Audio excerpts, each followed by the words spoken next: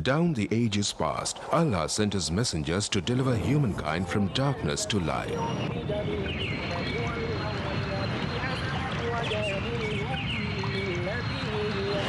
That's also the ongoing mission of Islamic Research Foundation, or IRF, spreading the truth of Allah's final message to mankind. Founded in 1991, IRF today offers some of the best services and facilities in the world for presenting an understanding of Islam in an objective and scientific way. Its programs are primarily focused on correcting misconceptions and promoting understanding of Islam. IRF also imparts Dawah training to Dais to aptly convey the message of Islam. Dr. Zakir Naik, president of IRF, reaching out across countries worldwide, from America to Europe to Africa to Asia to Australia, strives to clarify Islamic viewpoints. He dispels the many media myths and anti-Islamic prejudices propagated the world over by anti-Islamic forces. IRF today is creating a change in the hearts and minds of millions of Muslims and non-Muslims worldwide towards a proper understanding and respect for Islam. Have a question or doubt about Islam and its teachings? Now you know. One of the best resource centers to get convincing answers from is Islamic Research Foundation, Mumbai, India. For more information, log on to our website www.irf.net.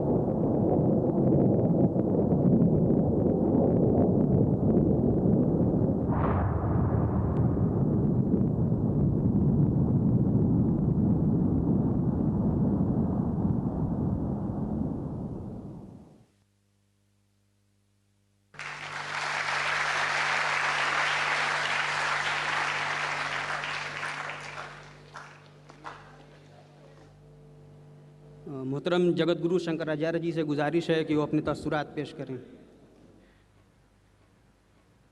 ओम नमः शिवाय। ओम नमः शिवाय। ओम नमः शिवाय। इस महान कार्यक्रम के आयोजक गण, आगंतुक अतिथिगण एवं धर्म प्रेमी सज्जनों,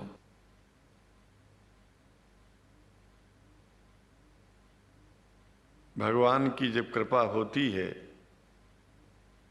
तो कभी धर्म की सच्चाई को जानने का अवसर मिलता है। मुसलमानों के बीच में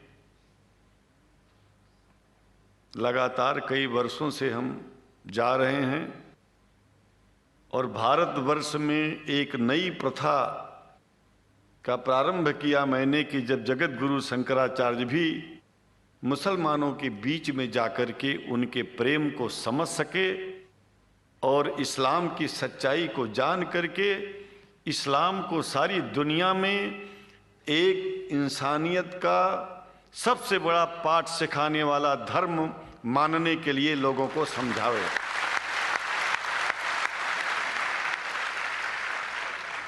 जब लोग इस्लाम को बेदर्द, मुसलमान को बेदर्द, तलवार के जोर पर चलने वाला धर्म बताते हैं तो अगर शायद धरती में कोई दुखी होता होगा तो सबसे ज्यादा दुख मुझको होता है। ये न सच्चाई है और न कभी ये सच्चाई हो सकती है। जिस इस्लाम ने पहला कलमा ही कुरान शरीफ का ये बताता है कि नहीं है इबादत के काबिल सिवाय परमात्मा के और कोई, ला इलाहा इल्लल्लाह मोहम्मद रसूल अल्लाह। भला आप बताइए, वेदों का रस निचोड़ करके मोहम्मद साहब ने परमात्मा की इबादत करके परमात्मा के पैगाम को एक ही कलमे में दे दिया। इससे बड़ा ग्रंथ दुनिया में और क्या हो सकता है? अगर कुरान के पहले कलमे को ही पढ़ करके हिंदू अपने धर्म का पालन करना चाहे तो उससे बड़ा धर्मात्मा शायद कोई नहीं होगा। कुरान को हमने गहराइयों में जा करके तो नहीं अनुभव किया, लेकिन कुरान के मानने वालों के हृदय की गहराइयों में जाके देखा कि अगर इस्लाम को पूरी दुनिया अगर स्वीकार कर ले तो इसमें कोई बुराई नहीं है। इस्लाम परमात्मा के द्वारा बताया गया सिद्धांत है। इस्लाम किसी व्यक्ति का अपना नियम नहीं है, अपना सिद्धांत नहीं है। कुछ लोग भेदभाव पैदा करने के लिए इस धरती पर मुसलमानों को बेदर्द कह देते हैं, इस्लाम को बुरा कह देते हैं। मैं कहता हूं उनसे बुरा इस दुनिया में कोई नहीं है। वो शैतान के बच्चे हैं, खुदा के बच्चे नहीं हैं। क्योंकि जहां तक मेरी अपनी पहुंच है, हमने वेदों को पढ़ा, पुराण को पढ़ा, शास्त्रों को, हिंदू धर्म ग्रंथों को पढ़ा। उसके बाद में मुसलमानों के बीच में जाना शुरू किया। हमने मुसलमानों से हाथ मिलाया तो हमारा विरोध किया गया। ये अंडा खाने वालों से हाथ मिलाते हैं, शंकराचार्य कैसे हैं? अरे हमने कहा कि तुम्हारी समझ में नहीं आ रहा है। वो 5 बार इबादत कर लेते हैं खुदा की, तुम घास खाते हो और एक बार भी इबादत नहीं करते हो, तो तुमसे बड़ा अधर्मी दुनिया में कौन है? तुम अपने अधर्म को देखो। किसी के पवित्रता के सिद्धांतों का विरोध करना पहला अधर्म है। आप क्या खाते हैं, कैसे रहते हैं, अगर हमें आप दुखी नहीं करते हैं तो आपसे बड़ा इंसान दुनिया में कोई नहीं है। हम घास खाएं और आपके दिल को चोट पहुंचाएं तो हमसे बड़ा अधर्मी कोई नहीं है दुनिया में। कहने का तात्पर्य सिर्फ एक है कि मैंने ये अनुभव किया है कि ये मैं एक बात जो मैंने देखा है, आप लोगों से जो प्रेम मुझे मिलता है, लोग पूछते हैं कि आप मुसलमानों में क्यों जाते हो, आप तो शंकराचार्य हो। हमने कहा कि भाई मुसलमानों से पूछो कि हमसे इतना प्रेम क्यों करते हैं। वो हमसे जो प्रेम करेगा हम तो जाएंगे। कहा फिर क्या हम प्रेम नहीं करते क्या? हमने कहा कि हम तो तुम्हारे बीच में पैदा हुए और तुम मुसलमानों से प्रेम नहीं करते, इसलिए हम तुमसे प्रेम नहीं करते। मैं आप लोगों के बीच में आकर के एक बात बताता हूं। कुछ समय से हिंदू धर्म के नाम पर कुछ संस्थाएं हिंदू मुसलमानों में भेद पैदा करने के लिए कुछ ऐसा कार्य किया जिसकी वजह से आम हिंदू, सीधा साधा हिंदू बेचारा जान ही नहीं पाता है इस्लाम क्या है और सनातन धर्म क्या है। सनातन धर्म और इस्लाम में कोई भेद नहीं है और हिंदू धर्म तो कोई धर्म ही नहीं है। सनातन धर्म धर्म है और शायद जो संस्कृत का सनातन शब्द है, अगर किसी भाषा में उसको इस्लाम कहा जाए तो कोई बुरी बात नहीं है। इस्लाम और सनातन में कोई भेद नहीं है, क्योंकि परमात्मा एक है, परमात्मा सबका है। ये संदेश ऋषियों मुनियों ने दिया और यही संदेश परमात्मा का भेजा हुआ संदेश स्वयं हमारे मोहम्मद साहब ने इस पैगाम को हमको दिया। तो हम भेदभाव क्यों करें? यहां पर भारत का मुसलमान, एक बात बिल्कुल मैं स्पष्ट बता रहा हूं आपसे, अगर भारत का मुसलमान सो गया तो भारत सो जाएगा। इसलिए भारत को जगाना है तो मुसलमानों को जागते रहना पड़ेगा। भारत जाग जाएगा, पूरी दुनिया जाग जाएगी। यह भी मैं जानता हूं कि भारत के सच्चे हिंदुओं को, जो सच्चे सनातन धर्मी हैं, उनको मुसलमानों से प्रेम चाहिए, उनको मुसलमानों से भेद नहीं चाहिए। अगर कोई अच्छा हिंदू है, सच्चा हिंदू अपने को कहता है, तो पहले तो सनातन धर्म को मानता हो। अगर हिंदू की परिभाषा सनातन धर्म से हट करके कोई परिभाषा है, तो ऐसे हिंदू धर्म को मैं तिलांजलि देता हूं। हिंदू धर्म कुछ नहीं है। फिर हिंदू धर्म वही है जो वेद को माने, पुराण को माने और सनातन को माने। सनातन धर्म धर्म है, और उस धर्म को न मान के अपनी एक नई व्यवस्था चलाना शुरू कर दे, इसका मतलब ये है, और नाम भगवान का ले। एक बात और बता देता हूं, भगवान कोई आदमी की तरह नहीं है कि रोज रोज नियम बदलेगा। रोज रोज नियम बदलना आदमियों का काम है। हमारे पूर्व प्रधानमंत्री साहब, मुझे दुख होता है कभी कभी, यद्यपि लोग ये न समझ बैठे कि मैं उनका विरोधी हूं। विरोधी नहीं हूं, लेकिन उनको खुद सनातन धर्म की परिभाषा नहीं आती है। विदेश में जाकर के हिंदू धर्म की गलत परिभाषा कर दी है, और हमको सबको ये दुख हुआ कि किस स्कूल में जाके पढ़े हैं। ये धर्म के बारे में बिना पढ़े हुए धर्म के बारे में बोलना गलत है। पहले धर्म को जान लेना चाहिए, फिर धर्म के बारे में बोलोगे तो प्रेम फैलेगा, शांति फैलेगी, इंसानियत सारे चारों तरफ, चारों दिशाओं में इंसानियत का प्रकाश होगा।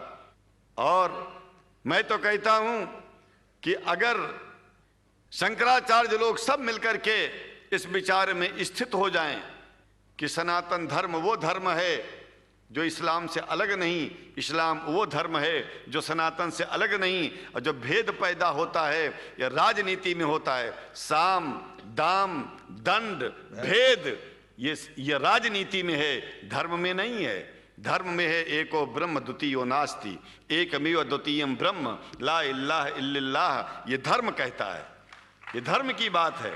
इसलिए हम भगवान की आराधना करते हैं, उपासना करते हैं।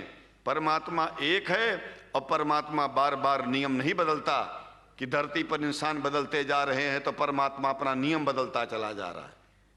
ये एक बात याद रखिएगा, जब से शुरुआत हुई होगी और जब तक ये दुनिया रहेगी, ईश्वर का सिद्धांत एक था, एक है, एक ही रहेगा। मानने वाले आपस में भेद पैदा करें तो इसमें उसका कोई दोष नहीं है। दोष तो उन लोगों का है जो लोग भेद पैदा करके प्रतिष्ठा पाना चाहते हैं। खास करके इतना जान लीजिए, धर्म भेद को मिटाता है और राजनीति भेद को बढ़ाती है।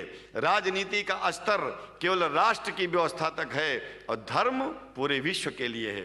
राजनीति से केवल आप देश का हित कर सकते हैं, लेकिन अगर विश्व का हित करना चाहते हैं तो धर्म की आवश्यकता है, और वो धर्म कुरान में स्पष्ट रूप से अच्छी तरह से समझाया गया है, बताया गया है।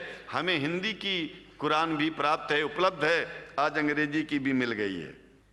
और हम तो चाहते हैं, हाँ, कुरान शरीफ सारी दुनिया में अगर इस ग्रंथ को पहुंचाया जाए, और पहुंचाना चाहिए। मैं तो मुसलमानों से एक जरूर बात कहूंगा कि आप लोग एक चीज का ध्यान दें, आपके पड़ोस में जिस भी भाषा को जानने वाला व्यक्ति रहता हो, जिस भी भाषा को, कोशिश कीजिए कि आप इस कुरान जैसे पवित्र ग्रंथ को उसको उसकी भाषा में पहुंचाइए। और मेरी समझ में सारी दुनिया में एक कुरान पहुंचेगा तो सारी दुनिया में शांति होगी, सारी दुनिया में अमन होगा, और सारी दुनिया में ऐसे ही इतने प्रेमियों के बीच में शंकराचार्य को पहुंचने में और बोलने में कोई दिक्कत नहीं होगी, संकोच नहीं होगा। आप लोग भी निडर हो जाइए, आप लोग भी संकोच छोड़िए। हम जानते हैं कभी कभी संकोच में, कभी कभी इस देश के कुछ जो फिरका परस्त लोग हैं उनकी उल्टी सीधी योजनाओं में हम लोग एक दूसरे से मिल नहीं पाते। हम हाथ पसारे हुए आपके सामने खड़े हैं, आए हैं, हम आपको गले से लगा रहे हैं, लगाते हैं, दिल भी मिलाएंगे, गला भी मिलाएंगे, और जरूरत पड़ गई तो आप लोगों के लिए दिल कटाने की और सिर कटाने की जरूरत पड़ जाए तो इस्लाम की रक्षा के लिए शंकराचार्य आपका साथ देगा। क्योंकि शंकराचार्य जानते हैं इस्लाम धोखा नहीं है, शंकराचार्य जानते हैं इस्लाम बर्बादी का रास्ता नहीं है। शंकराचार्य को पता है कि जो वेद में लिखा है वही कुरान में लिखा है, इसलिए हमारा धर्म नहीं छूटेगा, हमारा धर्म और आगे बढ़ेगा। अगर हम मुसलमानों को अपना सगा मानते हैं तो मुसलमान परमात्मा का बनाया है, आदमी का नहीं। हिंदू जो अपने को कहते हैं वो भी जान लें कि वो परमात्मा के बनाए हैं, तो मुसलमानों से भेदभाव करना बंद कर दें और हमारी तरह सबसे प्रेम करें। डॉक्टर लखनार साहब, देखिए मैं अपरिचित था, जानता नहीं था, और मैं बड़ा प्रसन्न हूँ कि वो समय निकाले और यहाँ आए। उनको तो मैं धन्यवाद क्या दूं, मैं तो ये चाहूँगा कि परमात्मा उनको शक्ति दे कि हम लोगों को सबको ऐसे ही सुंदर दिव्य बड़ी सभाओं में संबोधित करते हुए और हम लोगों के ऊपर वो स्वयं कृपा बनाए रखें और हम उनके साथ रहेंगे, जहाँ भी जरूरत होगी सदा जीवन में उनका साथ देते रहेंगे। इन्हीं शब्दों के साथ जीवन में अब जब भी याद करेंगे, जब तक मेरा शरीर है, हम आपकी सभाओं में आते रहेंगे। ओम शांति ही शांति ही शांति। शुक्रिया और अल्लाह ताला शंकराचार्य जी को हिदायत फरमाए। हज़रात, अभी थोड़ी ही देर में सवाल व जवाब का सिलसिला शुरू होगा इंशाअल्लाह। उससे पहले मैं बहुत ही अदब से गुजारिश करूंगा मोहतरम जनाब रोशन लाल आर्य जी से, जो आर्य समाज के सदर हैं, कि वो बहुत ही मुख्तसर वक्त में 5-7 मिनट में अपने तासुरात बयान फरमा दें।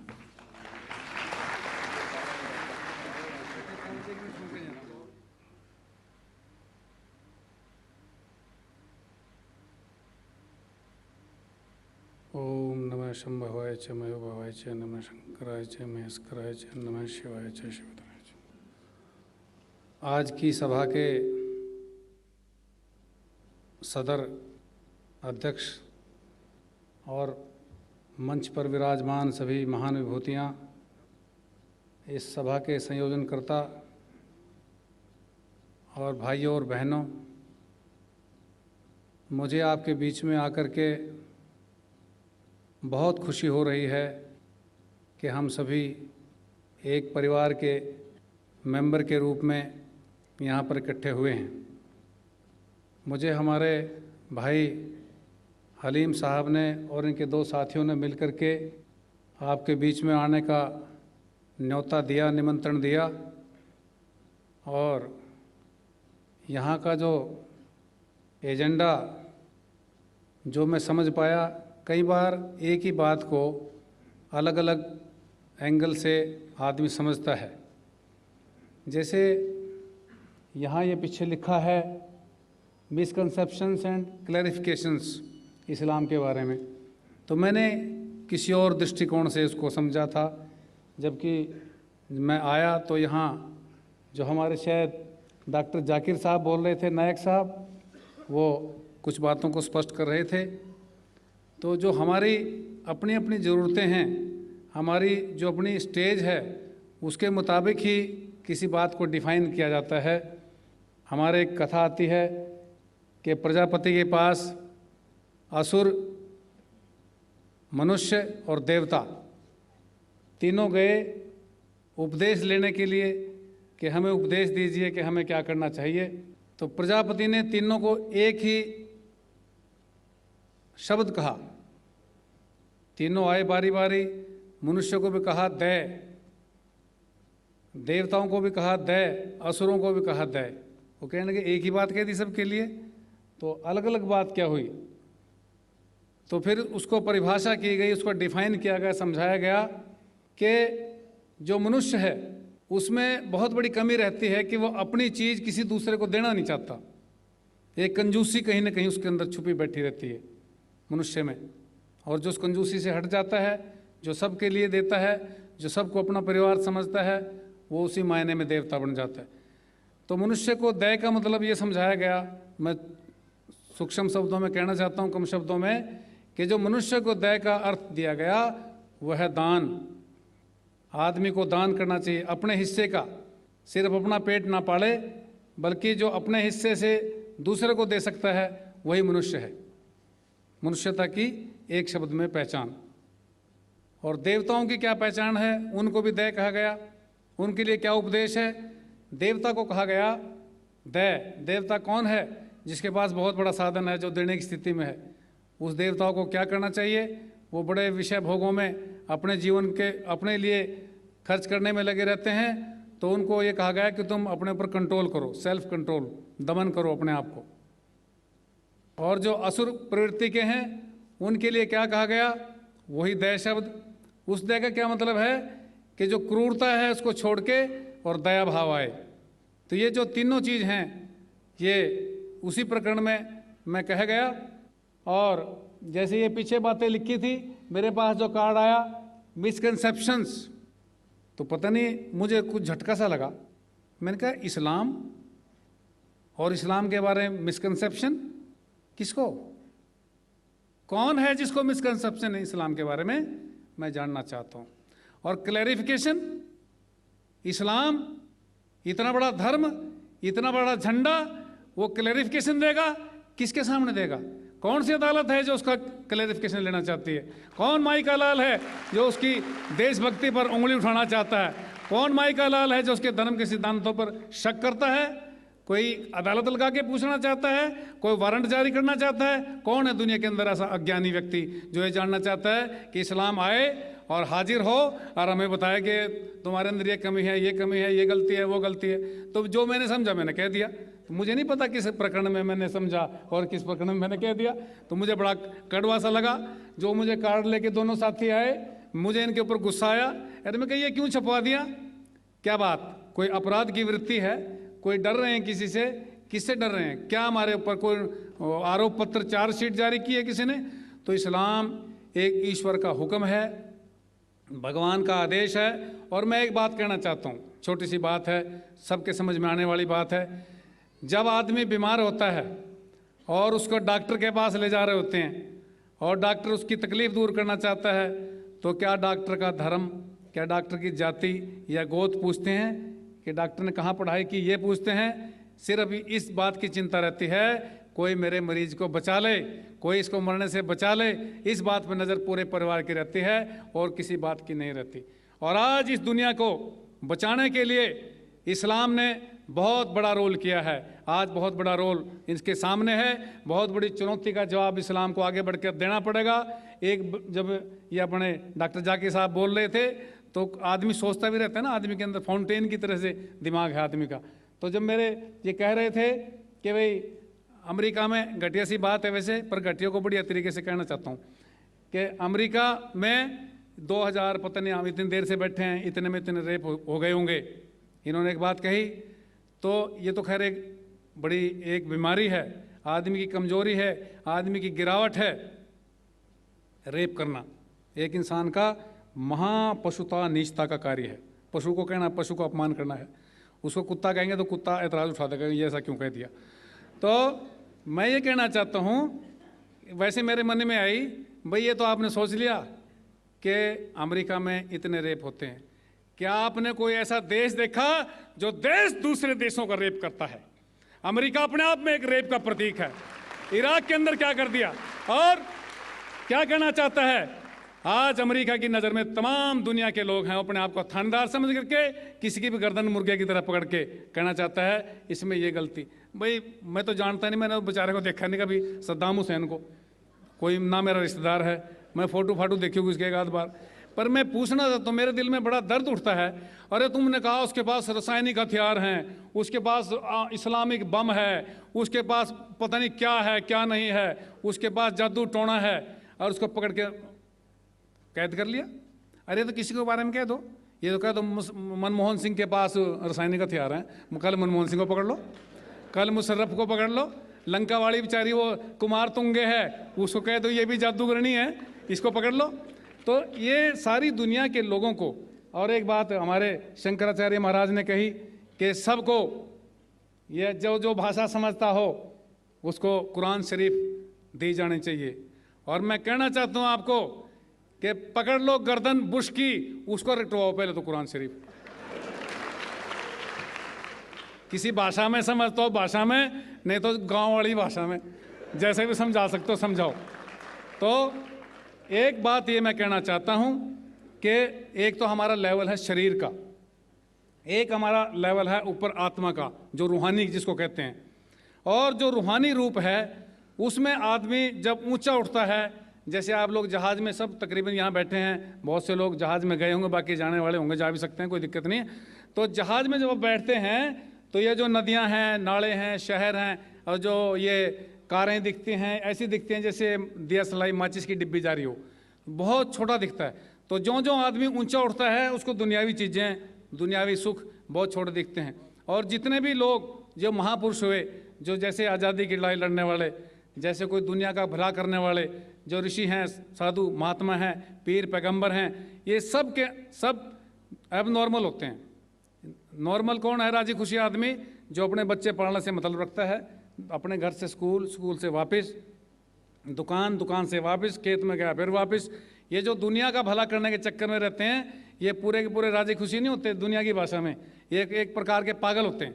और जो आदमी इतनी ऊंचाई पे उठ जाता है तो इतना बड़े इन पागलों की जरूरत है इस दुनिया को। दरअसल आज दुनिया में जितने भी जो लोग अपने अलावा सोचते हैं, दूसरे के लिए सोचते हैं, दूसरे के लिए करते हैं, दूसरे के लिए बलिदान होने की भावना रखते हैं, तो वही आदमी इस दुनिया का भला कर सकते हैं। और आज जो रूहानी ताकत है, शंकराचार्य महाराज बैठे हैं, बड़े भारी परम विद्वान हैं। मैं तो सिर्फ एक बात का छोटा सा चर्चा करना चाहता हूँ कि जो इस्लाम का जो फिलॉसफी है, जो थिंकिंग है, उससे मैं एक बात कहना चाहता हूँ सारे जितने धर्मों के मानने वाले लोग हैं कि हमें जितनी भी सिमिलैरिटीज़ हैं, जितनी भी समानताएं हैं हमारी आपस में, उन पे चर्चा करना चाहिए, उनसे प्रेरणा लेनी चाहिए, और वही हमारा गठबंधन हो सकता है, उसी से हमारा भाईचारा हो सकता है, उसी से हमारा प्यार हो सकता है।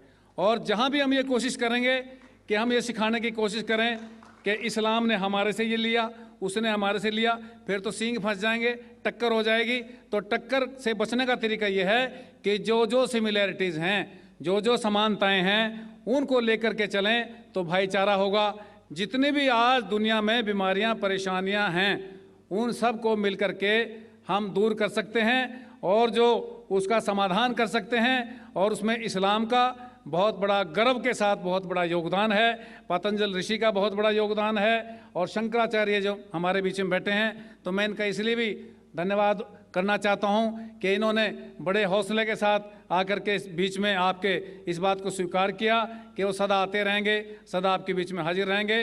तो मैं आर्य समाज के बारे में एक बात कहना चाहता हूं कि आर्य समाज के एक सन्यासी हुए स्वामी श्रद्धानंद जी, उन्होंने जामा मस्जिद के ऊपर जब अंग्रेज़ों का राज था, यहाँ इन्होंने सबसे पहले एक नॉन मुस्लिम के रूप में यहाँ पर उन्होंने भाषण दिया। अंग्रेज़ों ने उनको गोली से उड़ाने की भी कोशिश की, और उन्होंने यहाँ जो भाईचारे का संदेश दिया। तो मैं आज कहना चाहता हूँ कि एक वक्त की आवाज़ है। आज हिंदू कह करके, मुसलमान कह करके, और बल्कि हिंदू मुसलमान में भी एक और जो गरीब आदमी है ना, वो सारे चाहे हिंदू हैं, चाहे मुसलमान हैं, चाहे सिख हैं, चाहे ईसाई हैं, उनके बीच में एक ऐसी दीवार, एक रेखा बनाई हुई है, उनको पीछे रखा हुआ है।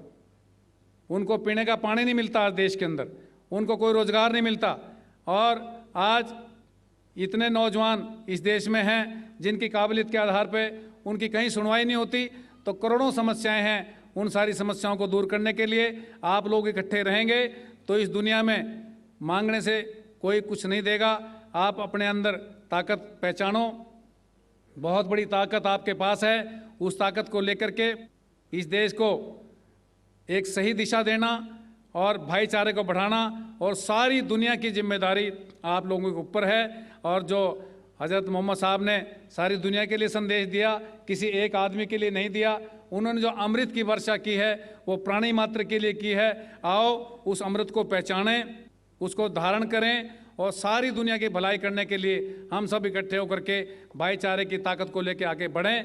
तो मैं इन शब्दों के साथ आप सबका आभारी हूँ, मुझे बोलने का समय दिया इसके लिए आभारी हूँ।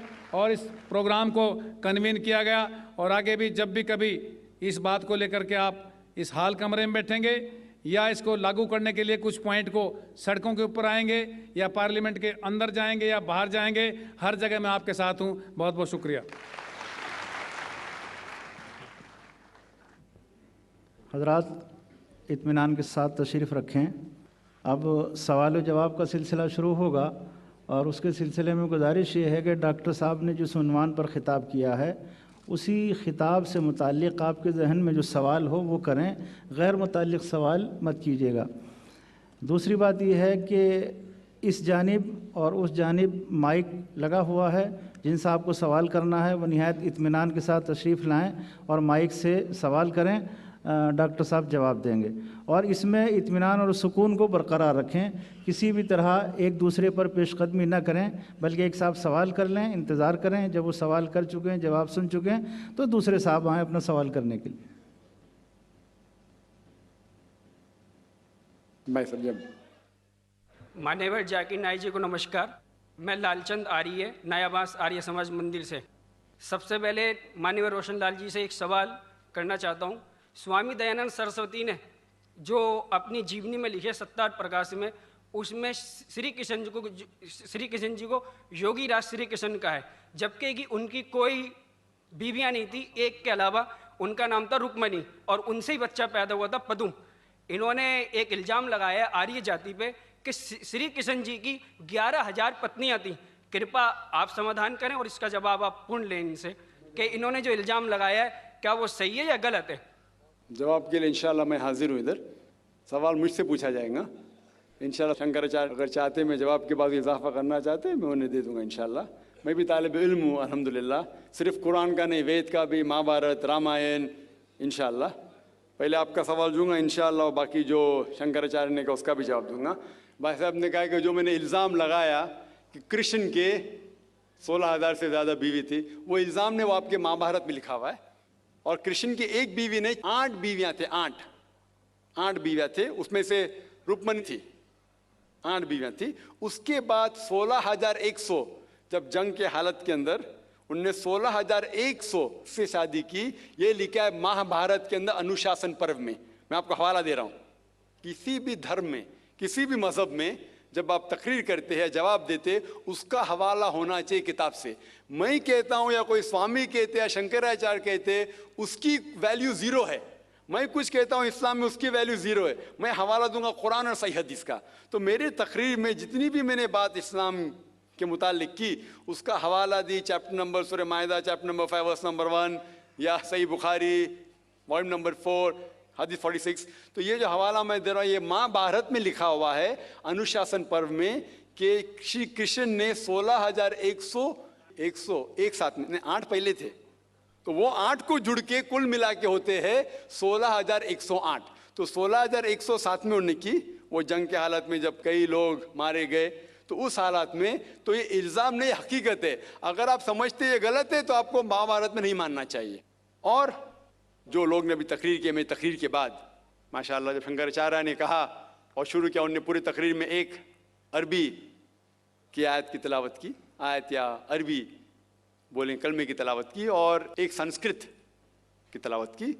और कई लोग ने जब उन्हें कहा ला इलाहा इल्लल्लाह मुहम्मद रसूलुल्लाह, जब उन्होंने कहा कलमे शहादत ला इलाहा इल्लल्लाह मुहम्मद रसूलुल्लाह, बहुत लोग ने ये समझा होगा कि जो कह रहे हैं शंकराचार्य वो मुसलमानों को बहलाने के लिए कह रहे होंगे। उनकी क्या नीयत थी अल्लाह वालम, मैं नहीं जानता, मैं उनकी नीयत के ऊपर शक नहीं कर सकता। लेकिन क्योंकि मैं तालिब इल्म हूँ इस्लाम और दिगर मज़ाहिब का, मेरे दिमाग में फ़ौरन जो वो कह रहे थे कि ये एक कलमा वेद का निचोड़ है, पुराना का निचोड़ है, जो वो कह रहे थे, फ़ौरन मेरे दिमाग में वो श्लोका याद आने लगे। और शंकराचार्य बिल्कुल सही कह रहे थे।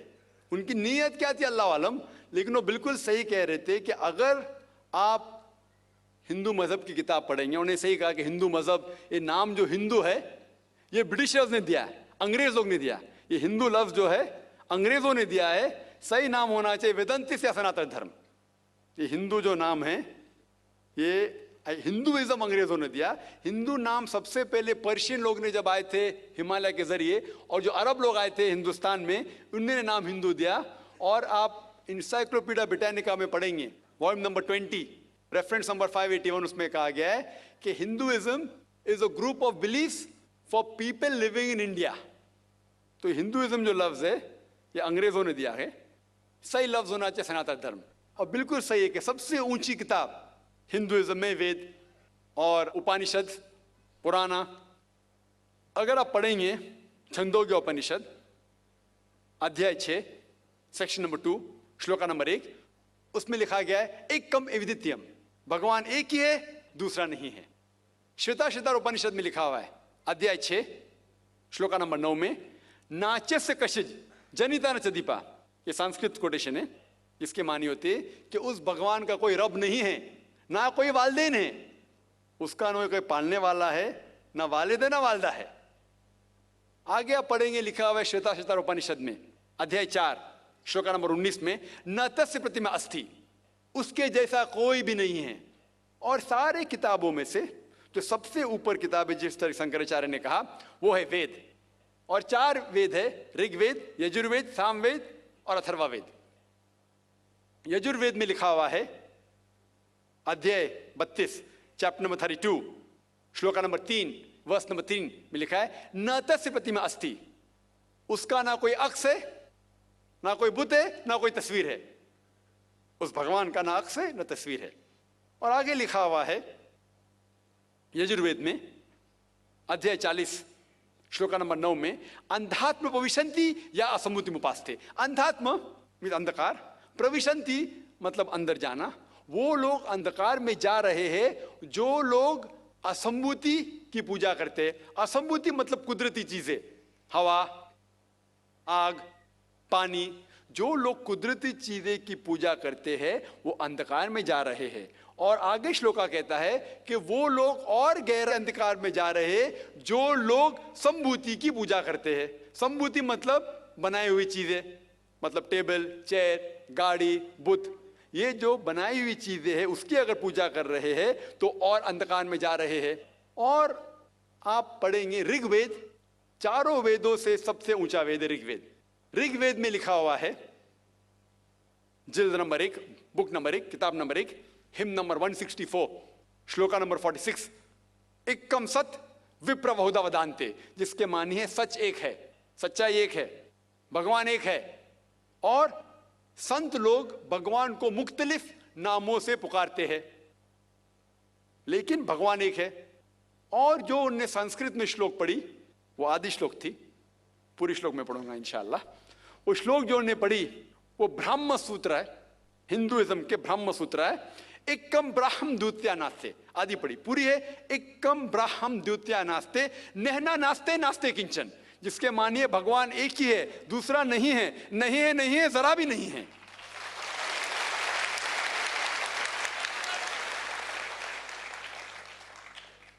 ये पूरा ब्रह्म सूत्र है।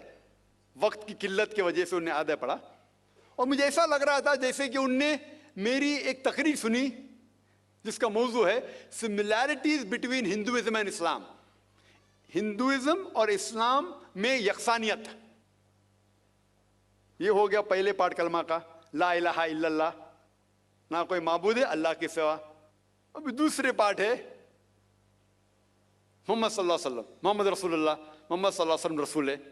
और अगर आप पढ़ेंगे, इसके ऊपर एक तकरीर में दी है सिर्फ मोहम्मद सल्लल्लाहु अलैहि वसल्लम के बारे में जिक्र दीगर मज़ाहिब की किताबों में, खुसूसन हिंदुइज्म के।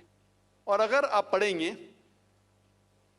पुराना का जिक्र किया उन्होंने, भविष्य पुराना में पर्व 3 खंड 3 अध्याय 3 श्लोका 5 to 8, उसमें लिखा हुआ है कि एक मलेच्छा आएगा। मलेच्छा मतलब फॉरेनर, बाहर का कोई शख्स आएगा, उसका नाम होगा मोहम्मद। वो अपने साथियों के साथ आएगा, जिसका मतलब साहबियों के साथ, और वो लोग को सही दिशा दिखाएगा और राजा भोज उनको इज्जत देंगे। आगे पढ़ेंगे आप भविष्य पुराना पर्व 3 खंड 3 अध्याय 3 श्लोका 10 से लेके 27 तक। उसमें लिखा हुआ है कि ये शख्स आर्य धर्म को फैलाएगा, सच्चा धर्म को फैलाएगा, और इस शख्स के मानने वाले दाढ़ी उगाएंगे, सिर पे शेंडी नहीं रखेंगे, लोग को नमाज के लिए बुलाएंगे, एक इनकिलाब दुनिया में लेके आएंगे, गोश्त खाएंगे लेकिन सूअर का गोश्त नहीं खाएंगे, और ये सच्चाई फैलाएंगे। उनका नाम है मुसलमान। ऐसे कई मोहम्मद सल्लल्लाहु अलैहि वसल्लम का जिक्र भविष्य पुराना में है, ऋग्वेद में है, सामवेद में है, अथर्ववेद में है, और खुसूसन अगर आप पढ़ेंगे पुराना में भी है जिसका नाम है कल्कि पुराना। और कल्कि पुराना अगर आप पढ़ेंगे अध्याय 2 chapter number 2 verse number 4, 5, 7, 11 and 15, जिसका भागवत पुराण में भी जिक्र है, volume number 2, verse number 18 to 25, 18 से 25 तक, जिसमें कल की पुराना का जिक्र है। कल युग में एक शख्स आएंगे जिसका नाम है कल की। उनके वालिदा का नाम है सुमति और वालिद का नाम है विष्णु यास। सुमति के मानिए अमन, अमन करने वाली। और हम जानते हैं कि हमारे पैगंबर, आखिरी पैगंबर सल्लल्लाहु अलैहि वसल्लम के वालिदा का नाम था आमिना, जिसका मतलब है अमन फैलाने वाले। और विष्णु यास मतलब भगवान की इबादत करने वाला। और हम जानते हैं मोहम्मद सल्लल्लाहु अलैहि वसल्लम के वालिद का नाम अब्दुल्ला था। इस तरीके से मोहम्मद सल्लल्लाहु अलैहि वसल्लम के आने का जिक्र कल की पुराना में है और भागवत पुराना में भी है। तो इस बुनियाद पर ये पूरी तकरीर कर सकता हूँ मैं 2 घंटे के लिए, 4 घंटे के लिए, सिर्फ मोहम्मद सल्लल्लाहु अलैहि वसल्लम का जिक्र हिंदू मज़ाहिब की किताबों में। अभी वक्त नहीं है, लेकिन ये दोनों जोड़ के जो शंकराचार्य ने बिल्कुल सही कहा, ला इलाहा इल्लल्लाह मोहम्मद रसूलुल्लाह, के निचोड़े का ना कोई माबूद है अल्लाह के सिवा और मोहम्मद सल्लल्लाहु अलैहि वसल्लम के पैगंबर है। लेकिन आखिरी में हमारे मोहतरम शुएब साहब ने कहा कि अल्लाह उन्हें हिदायत दे, और मैं भी अल्लाह ताला से दरख्वास्त करता हूँ कि अल्लाह उन्हें हिदायत दे। ना ही सर कटाने की इस्लाम के लिए, इस्लाम के ऊपर अमल करने के। हो सकता है कि काफ़ी चीज़ पर अमल करते होंगे, लेकिन मुकम्मल जिस तरीके से कहा गया है उनके वेद के अंदर, कल की पुराना में, एक शख्स आएंगे जो आपको सीधी रास्ता दिखाएंगे। वो जिक्र है कल की के बारे में, जो जिक्र है मोहम्मद सल्लल्लाहु अलैहि वसल्लम के बारे में, और उन्हें इस्लाम की किताबें पढ़ी अल्हम्दुलिल्लाह सुम्मा अल्हम्दुलिल्लाह। और इंशाअल्लाह मैं भी दुआ करता हूँ कि अल्लाह ताला शंकराचार्य को हिदायत दे। तो जो भी सवाल का जवाब है अल्हम्दुलिल्लाह किताबों के हवाले से होना चाहिए, वो सही जवाब है। Yes sister, do you have any question? Yes sister, most welcome. हाँ, मेरा नाम लीला है, मैं जेएनयू से आई हूँ। मेरा सवाल आपसे ये है कि आप मुस्लिम, दलित और हिंदू महिला को किस दृष्टिकोण से देखते हैं? और अगर एक ही दृष्टिकोण से देखते हैं तो गुजरात में जो दंगा हुआ उसने मुस्लिम महिलाओं के साथ ही रेप क्यों किया गया पकड़ कर? बहन का सवाल है कि आप मुस्लिम, हिंदू और दलित को किस दृष्टि से देखते हैं, और अगर एक है तो जो गुजरात में सिर्फ मुसलमान महिलाओं के साथ बलात्कार क्यों हुआ? पहला सवाल का जवाब, किस दृष्टि से मैं हिंदू, दलित और मुसलमानों को देखता हूं? इंसान की दृष्टि से, इंसान की दृष्टि से। अल्लाह ताला फरमाते हैं, अल्लाह सुब्हानहू व तआला कुरान में फरमाते हैं, सूरह इसरा में, सूरह नंबर 17 आयत नंबर 70, अल्लाह ताला फरमाते हैं, वलक़द कर्रमना बनी आदम, हम हर बनी आदम, हर आदम के औलाद पे करम फरमाए। अल्लाह ताला फरमाते लक़द कर्रमना बनी आदम, हर आदम के औलाद, हर बनी आदम के ऊपर करम फरमाए। चाहे वो अमेरिका में पैदा हो, हिंदुस्तान में हो, सऊदी अरेबिया में हो या इंग्लैंड में हो, चाहे वो काला हो या गोरा हो, चाहे वो औरत हो या आदमी हो, या किस भी मजहब में पैदा हो, समझ के अल्लाह ताला ने हर बनी आदम के ऊपर करम फरमाया। उसके बाद अल्लाह सुब्हाना व तआला ने हिदायत दी किस तरीके से अपनी ज़िंदगी बसर करना। और जिस तरीके से आपने कहा कि हिंदू मज़हब की किताबों का मुताला किया हूँ मैंने, अल्हम्दुलिल्लाह। दलित जो है, जैसे कुछ लोग जानते होंगे, बाबा साहब अम्बेडकर मरने के कुछ महीने पहले उन्होंने बुद्धिज़्म एक्सेप्ट किया। वो इस्लाम से मुतासिर थे, कुछ मुस्लिम लोगों ने उनका साथ नहीं दिया, तो वो सेकंड मज़हब पे गए जो उनके हिसाब से बेहतर था, वो बुद्धिज़्म। और जो दलित है वो एक्चुअली देखे जाओ तो न्यू बुद्धिस्ट है। अफसोस की बात है कि दलित भी नहीं जानते कि उनका मज़हब क्या है। और जब सेंसस होता है इस इंडिया का, तो दलित को हिंदू में शुमार किया जाता है, जो बिल्कुल गलत है। बाबा साहेब अम्बेडकर लगभग 300 मिलियन, 30 करोड़ लोग को, लगभग 30 करोड़ दलित लोग को हिंदू से छुटकारा पाने के लिए, कास्ट सिस्टम से छुटकारा पाने के लिए अलहदा हुए। लेकिन अफसोस की बात है आज के सेंसस में जब हिंदू की गिनती होती है उसमें दलित को भी गिना जाता है, जो बिल्कुल गलत है। दलित हिंदू नहीं है। बाबा साहेब अम्बेडकर ने दलित को कास्ट सिस्टम, जात पाती से छुटकारा पाने के लिए उनने बुद्धिज्म एक्सेप्ट किया। इसे कहते हैं नियो बुद्धिस्ट। और अल्हम्दुलिल्लाह सुम्मा अल्हम्दुलिल्लाह, बाबा साहेब अम्बेडकर की किताब भी मैंने पढ़ा, और अगर आप पढ़ेंगे religions of Hinduism volume number 4, उसके अंदर भी लिखा हुआ है कि कृष्ण के 16,108 बीवियां थे। बाबा साहेब अम्बेडकर ने हिंदू मज़हब किताब का काफ़ी मुताला किया, और उसके बाद उसने कहा कि कास्ट सिस्टम गलत है। और सिर्फ बाबा साहब अम्बेडकर ने भी नहीं, मिसाल के तौर पे राजा राम मोहन रॉय, वो भी कास्ट सिस्टम के खिलाफ थे। जस्टिस आना डे, राजा राम मोहन रॉय बंगाल से थे, जस्टिस आना डे बंबई के थे। ये सब वो हिंदू रिफॉर्मर्स, और उन्होंने कहा कि हमें उपनिषद और वेद की तरफ आना चाहिए। और स्वामी दयानंद सरस्वती जो आर्य समाज शुरू किए, उनका भी नजरिया था कि वेद की तरफ आना चाहिए, वो सही धर्म है। तो मेरा नजरिया ये है कि मैं हिंदू धर्म की किताब पढ़ चुका हूं अल्हम्दुलिल्लाह, बाबा साहब अम्बेडकर की किताब पढ़ चुका हूं, और मैं कुरान की उस आयत के ऊपर अमल करता हूं, सूरह अल इमरान सूरह नंबर 3 आयत नंबर 64, तालो इला कलमतिन सवाइम बैन बैनकुम, आओ हम आपस में उस बात पे सहमत हो जो हम में यकसा है, और उसके ऊपर अमल करें। जिस तरीके से स्वामी ने कहा कि जो यकसा है, और जो आखिरी के मुकर्रर ने कहा जो यकसा है दिगर मज़ाहिब के, उस बात को लो, लेकिन सिर्फ जिक्र मत करो, उसके ऊपर अमल भी करो। सारे मजहब की किताब, चाहे हिंदू मजहब हो या सिख मजहब हो या ईसाई मजहब हो या यहूद मजहब हो, सारी मजहब की किताब ये कहते हैं कि भगवान एक है, अल्लाह एक है, उसके ना कोई इमेज है ना कोई तस्वीर है।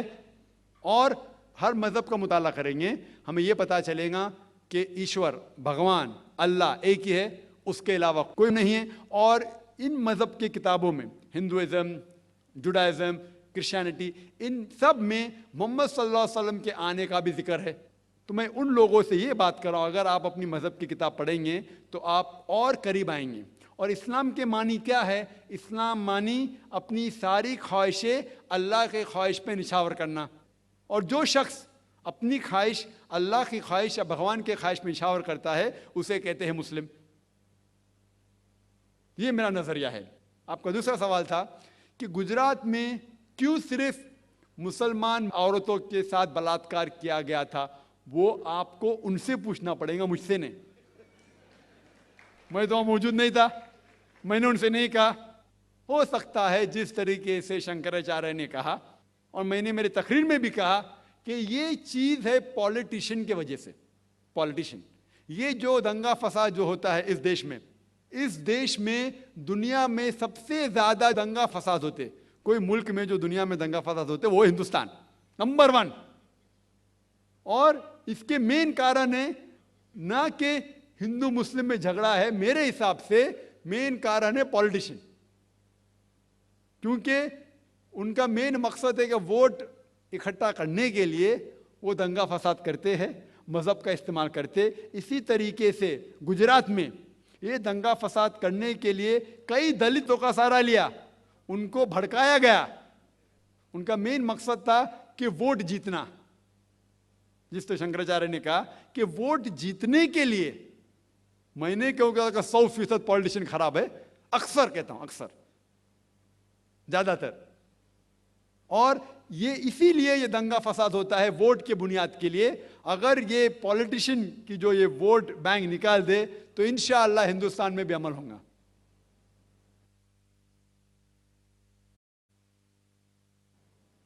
नाम है साहब आपका?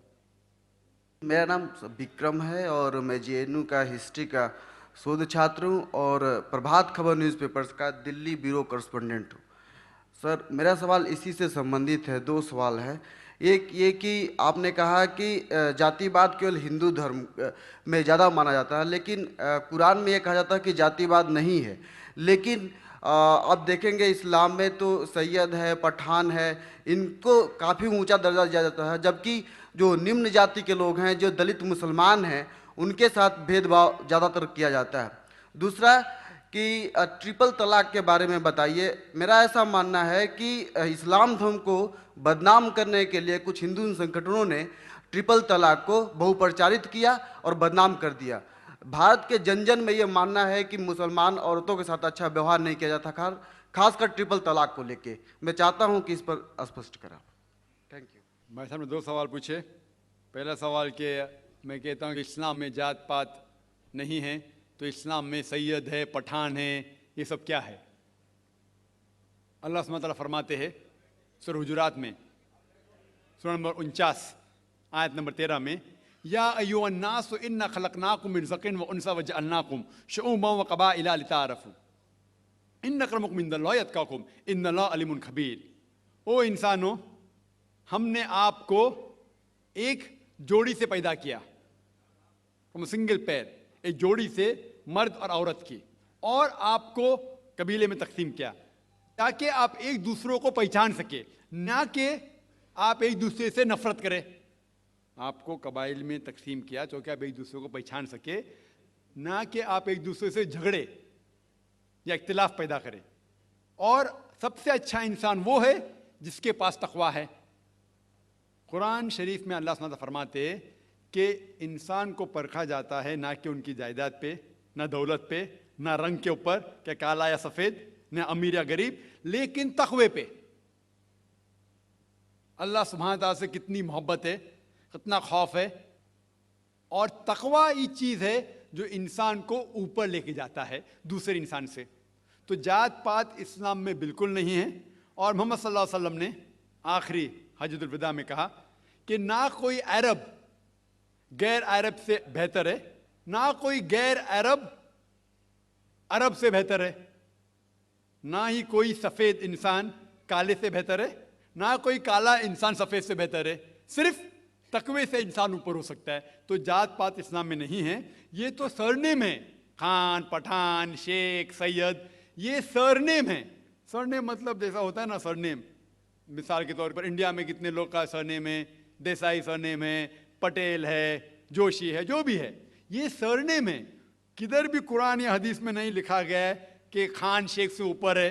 हाँ, शेख जो अरबिक में हम सर कहते हैं, सर मतलब मोहतरम, तो उस तरीके से अरबी में शेख एक लक़ब है जिसे अरबी के अंदर कहा जाता है मोहतरम, या कोई ज़ईफ़ इंसान को या कोई मालदार इंसान को, वो अलग लक़ब है। लेकिन जहाँ तक कि सरनेम में इस्लाम में कई भी जात पात ऊंची नीची बात है ही नहीं, ये बिल्कुल गलत है। लेकिन मैं जानता हूँ कि कुछ मुसलमान देहात में इसको मानते हैं कि मैं पठान हूँ तो और ऊँचा हूँ, मैं शेख हूँ तो ऊँचा हूँ, सैयद हूँ तो ऊँचा हूँ। ये उनकी गलत फहमी की वजह से कुछ मुसलमान, बहुत कम हैं, लेकिन मैं जानता हूँ ये बिल्कुल इस्लाम नहीं कहता है कि इंसान को जात पात के ऊंच नीच के अंदर बनाया गया है। आपका दूसरा सवाल, तो 3 तलाक का कह रहे थे कि मीडिया काफ़ी 3 तलाक उछाल रही है, और इसका क्या जवाब है। अफसोस की बात है कि माशरे में, मुसलमान के माशरे में 3 किस्म की तलाक है। मुसलमान के माशरे में, सोसाइटी में, एक तलाक बिदत, तलाक तलाक तलाक एक साथ में को हो जाती है।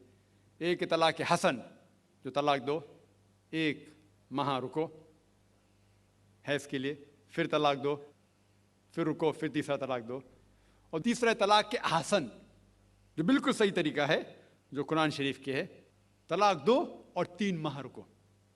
कुरान की आयत है सूरह बकरा में, सूरह नंबर 2 आयत नंबर 228 में लिखा हुआ है कि जब भी आप तलाक देंगे तो 3 माह या 3 हैज़ की इद्दत है। तो तलाक पूरे मुकम्मल होने के लिए 3 हैज़ या 3 माह, 3 मेंस्ट्रुअल साइकिल और 3 मंथली कोर्सेज मस्ट है, कंपलसरी है। अफसोस की बात है कि ये जो इख्तिलाफ उम्मत में है उसकी एक वजह है। एक सही हदीस है, इब्न अब्बास रज़ियल्लाहु अन्हु वो फरमाते हैं कि मोहम्मद सल्लल्लाहु अलैहि वसल्लम के दौर में 3 तलाक एक ही मानी जाती थी। हज़रत अबू बकर के दौर में 3 तलाक एक ही मानी जाती थी। हज़रत उमर के पहले 2 साल के दौर में 3 तलाक एक ही मानी जाती थी। लेकिन उसके बाद हज़रत उमर रज़ियल्लाहु अन्हु उस सिचुएशन को देख के वो कहते अगर कोई शख्स 3 दे दिया तो 3 हो जाती है।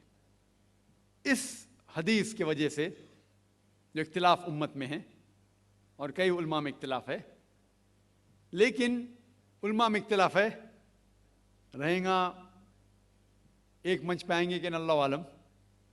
लेकिन अगर आप कुरान की रोशनी में पढ़ते हैं, कुरान में तलाक का जिक्र किया गया है सूरह बकरा में, सूरह नंबर 2 आयत नंबर 228 से लेकर 240 तक, और सूरह तलाक में सूरह नंबर 65 आयत नंबर 1 से 7। जो कुरान मजीद में तलाक का जिक्र है उसके अंदर यह है कि कभी कोई डिफरेंस ऑफ ओपिनियन, कोई झगड़ा हो जाता है शोहर और बीवी में, तो पहला शोहर बीवी बैठ के बात करे, ऐसा नहीं कि बीवी ने नमक ज़्यादा डाल दिया और तलाक तलाक तलाक कह दिया और तलाक हो गया। अगर बीवी में नमक ज़्यादा डाला, बोले आपको नमक कम चाहिए, मामला सुलझ जाएगा, बैठ के बात करो। फिर भी बात न बने तो अल्लाह ताला फरमाता है सूरह निसा में सूरह नंबर 4 आयत नंबर 35 में कि आपके दरमियान एक हकम रखो, एक आर्बिट्रर बीवी की तरफ से, एक आर्बिट्रर शोहर की तरफ से। मतलब आर्बिट्रर, हकम कहते हैं आर्बिट्रर को, हकम रखो बीवी की तरफ से और शोहर की तरफ से, और मामला को सुलझा लो। फिर भी अगर बात नहीं माने तो आप फिर तलाक दे सकते हैं। तो तलाक देते हैं तो कई उसके क्राइटेरियाज है कि हैज़ के वक्त तलाक मत दो, जब आप गुस्से में तलाक मत दो, शराब की हालत में तलाक मत दो। उसके बाद जब तलाक दिया जाता है तो 3 माह रुकना चाहिए। ये तलाक के आसन है जो बिल्कुल सही तरीका है। तलाक दो और 3 माह रुको, और 3 माह के अंदर अगर आप रुजू करना चाहते हैं अपनी बीवी से तो रुजू हो सकते, अल्हम्दुलिल्लाह। अगर 3 माह तक आप समझते नहीं मुझे मेरे बीवी से अलग होना ही चाहिए, तो 3 माह के बाद, इद्दत गुजरने के बाद आप दोनों मियाँ बीवी नहीं रहते, आप अलग हो जाते। लेकिन उसके बाद अक्सर मुसलमान भी नहीं जानते ये कुरान की आयत क्या है। कुरान शरीफ में लिखा हुआ है सूरह बकरा में सूरह नंबर 2 आयत नंबर 232 में कि अगर वो शख्स अपनी पुरानी बीवी से फिर से शादी करना चाहता है तो मत रोकिए। तो अगर तलाक हो चुका है सही तरीके से, तलाक के आसन के तरीके से, और 3 माह हो गए, इद्दत गुजर गई, 6 महीने बाद अगर लगा भाई जो मैंने क्या गलत किया, मैं फिर से शादी करना चाहता है, तो वो आदमी अपनी पुरानी बीवी से फिर से निकाह कर सकता है, लेकिन नया निकाह नया महर, नया निकाह नया महर, जो कई मुसलमान नहीं जानते। अफसोस की बात है कि हम मुसलमान कुरान को तर्जुमे के साथ पढ़े ही नहीं, सही हदीस को तर्जुमे के साथ पढ़े ही नहीं। अगर हम कुरान शरीफ को सही तरीके से पढ़ेंगे और सही हदीस पे अमल करेंगे तो ये जो गलत फहमियां हैं दूर होंगी। और फिर से अगर शादी हुई, फिर से आप साथ में रह सकते, फिर से प्रॉब्लम हुआ तो फिर तलाक दो, फिर 3 माह रुको, फिर से अलग हो जाओ, फिर से आप चाहते फिर से शादी कर सकते। 3 बार जायज है, तीसरे बार आखिरी बार है, उसके बाद आप फिर से शादी नहीं कर सकते जब तक वो दूसरी किसी से शादी नहीं करे। लेकिन मैंने अपनी जिंदगी में एक भी शख्स मेरे जिंदगी में नहीं आया जो तलाक के आसन किया, सही तरीके से तलाक दिया, इलादा हो गए, फिर निकाह हो गया, फिर इलादा हो गया, फिर निकाह हुआ, फिर इलादा हुआ। मैंने कोई भी शख्स मेरे जिंदगी में पूरे दुनिया में ऐसा शख्स के बारे में सुना ही नहीं जो सही तरीके से किया और बिछड़ गया, फिर से शादी की, फिर से बिछड़ गया, फिर से निकाह के, फिर बिछड़ गया, फिर शादी करना चाहता है। अगर आप सही तरीके से कुरान के ऊपर अमल करेंगे तो ये नौबत आएंगी नहीं। और कुछ लोग जो इस्लाम को मजाक बनाएं और क्या कहते कि अच्छा अगर एक साथ में दे दिए, 3 तलाक दे दिए, हो गई, अभी क्या हलाला करो। कुरान कहता है 3 तलाक एक साथ में भी देंगे तो एक ही होती है। मोहम्मद सल्लल्लाहु अलैहि वसल्लम के वक्त पे 3 भी एक साथ में देना एक ही होता था। हजरत अबू बकर के टाइम में भी 3 तलाक एक ही होता था।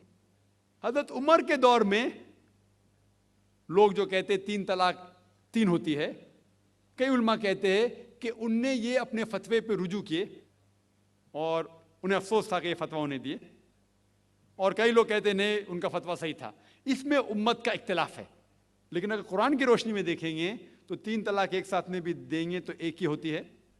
हज़रत उमर के दौर में रज़ियल्लाहु अन्हु उन्होंने कहा था कि हम उसे कह नहीं सकते क्या वो गलत है, लेकिन उलमा ये कहते हैं, मिसाल तो इब्न तैमिया, शेख इब्न तैमिया, वो कहते हैं कि ये हज़रत उमर में अल्लाह भी प्लीज रज़ियल्लाहु अन्हु, वो मोहम्मद सल्लल्लाहु अलैहि वसल्लम ने जो कहा उसके ऊपर नहीं है, इसीलिए हमें बात मानना चाहिए कुरान और अल्लाह के रसूल की। इसके अंदर हज़रत उमर में अल्लाह भी प्लीज विद हिम रज़ियल्लाहु अन्हु उन्हें रुजू किया, इसीलिए वो कहते कि 3 तलाक भी होंगी तो एक ही होती है, 3 नहीं होती। इसमें उम्मत का इख्तिलाफ इसलिए है कि हमने कुरान पढ़े ही नहीं।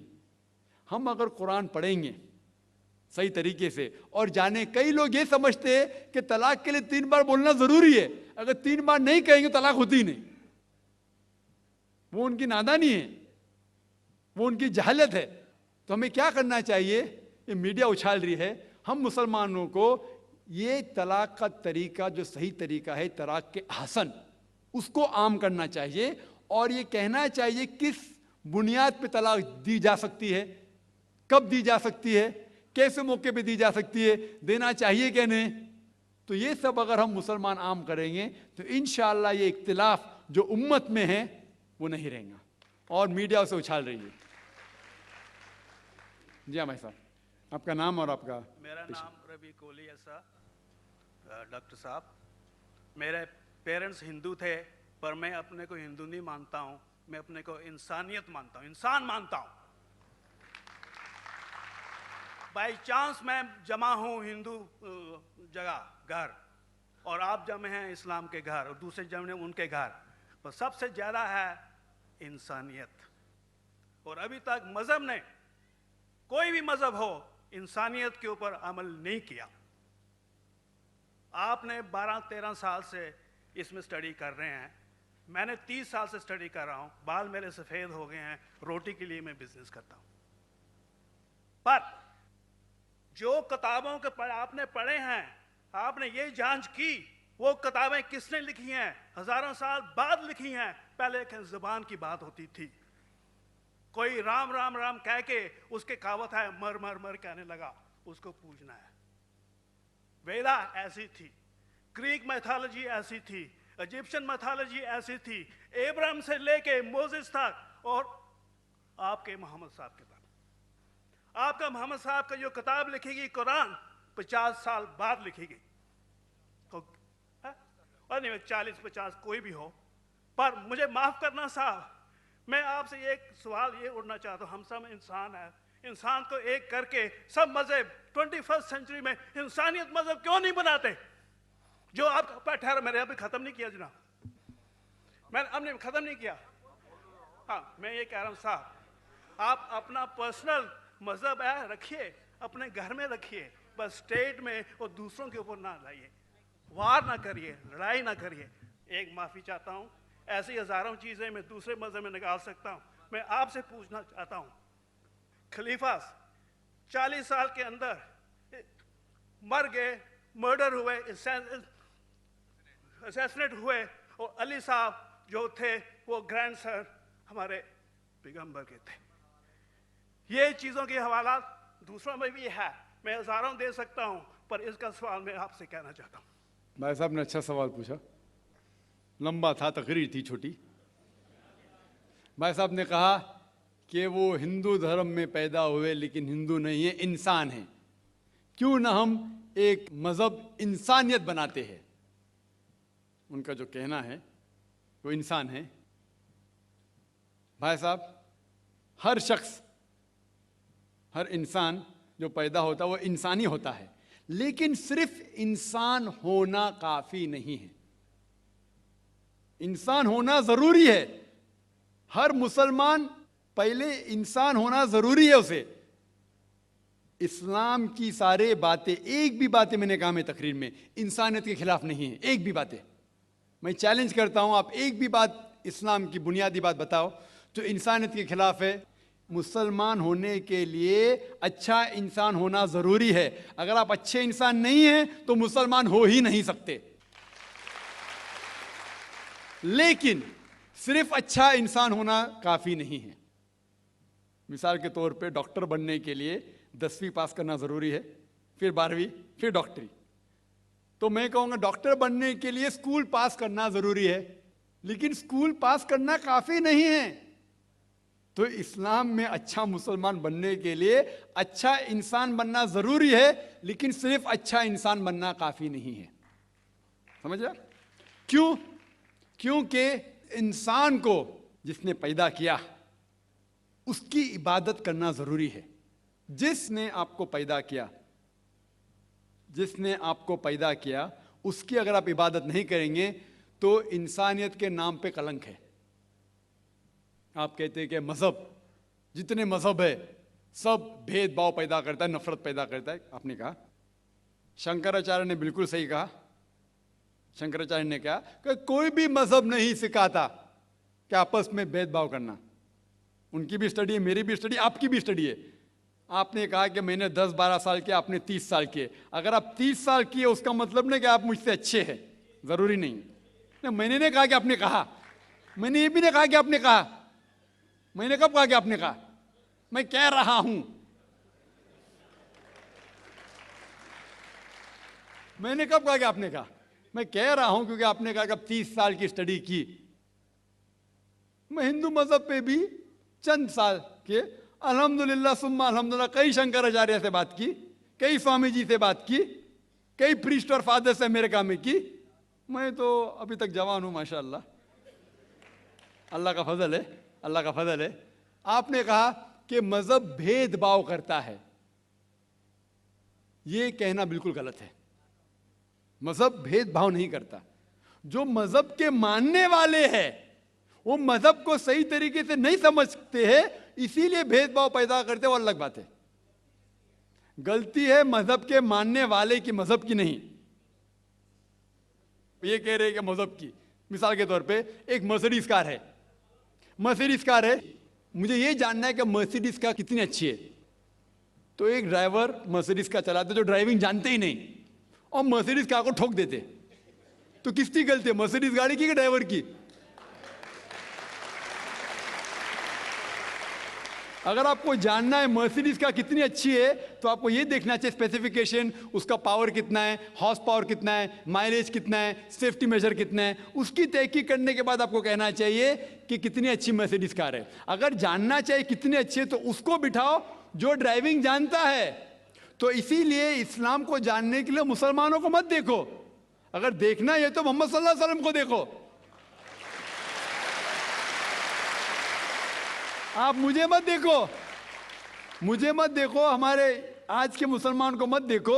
देखो जो सबसे अच्छा ड्राइवर है, सबसे अच्छा इस्लाम को समझ चुका है, वो मोहम्मद सल्लल्लाहु अलैहि वसल्लम है। उनको देख के इस्लाम की तहकीक करो, और तहकीक करने के लिए आपको इस्लाम की किताब पे जाना पड़ेगा।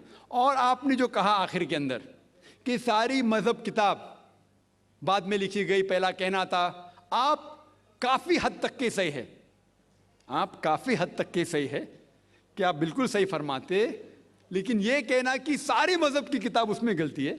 अक्सर मजहब कितने किताब है, वेद हो, उपनिषद हो, बाइबल हो, ओल्ड टेस्टामेंट हो, न्यू टेस्टामेंट हो, आपने कहा मूसा अलैहिस्सलाम से लेके वहाँ से था, लेकिन आखिरी में जो आपने गलती की मोहम्मद सल्लल्लाहु अलैहि वसल्लम, वहाँ गलती की। आखिर में आके आप अटक गए, आखिर में आके आप फंस गए। आपने शायद इस्लाम का मुताला सही तरीके से नहीं किया होगा, आपने शायद अरुण शुरू की किताब पढ़ी होंगी। अगर आप कोई मजहब का मुताला करना चाहते हैं तो जो मजहब को समझ चुका है उसकी किताब पढ़ो। आप अगर अरुण शुरू की किताब पढ़ेंगे और इस्लाम के मुताला करा कहेंगे, ये किधर का सही फैसला है?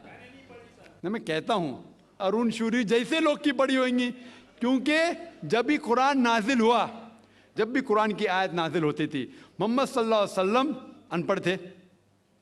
जब भी कोई आयत नाजिल होती थी वो उसे याद करते थे और अपने साथियों सहाबा से उसकी तिलावत करते थे और सहाबा फौरन उसे लिख लेते थे।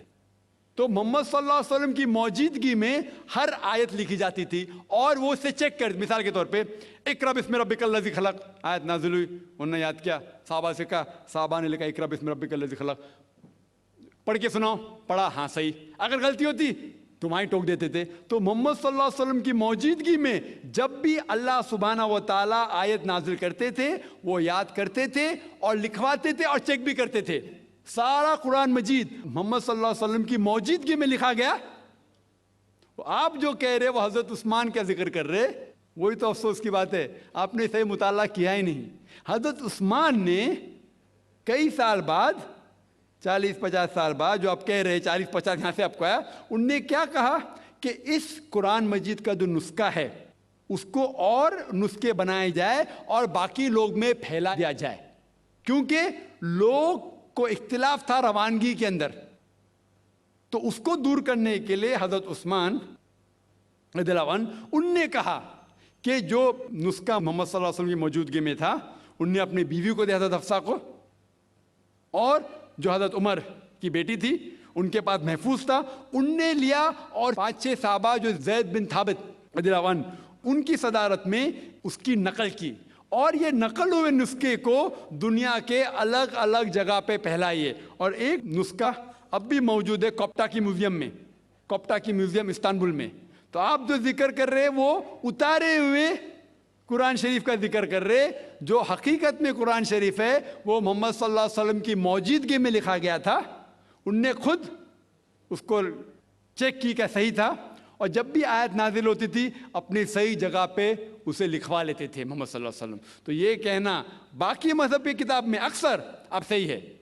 मिसाल के तौर के ऊपर बाइबल 70 ईयर्स बाद लिखा गया है, वेद वो सैकड़ों साल बाद लिखा गया है। कितनी पुरानी वेद है, कभी वेद आया दुनिया में ये किसी को पता ही नहीं। वो आपके हिसाब से, स्वामी दयानंद सरस्वती के हिसाब से 1310 मिलियन ईयर्स ओल्ड, 1310।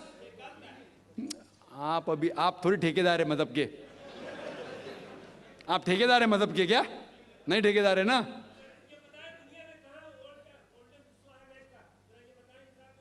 हाँ इसलिए ओ भाई साहब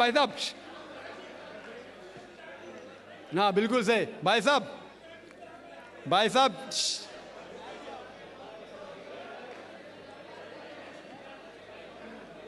साहब इसीलिए इख्तिलाफ जो है ये कम इल्मी के वजह से।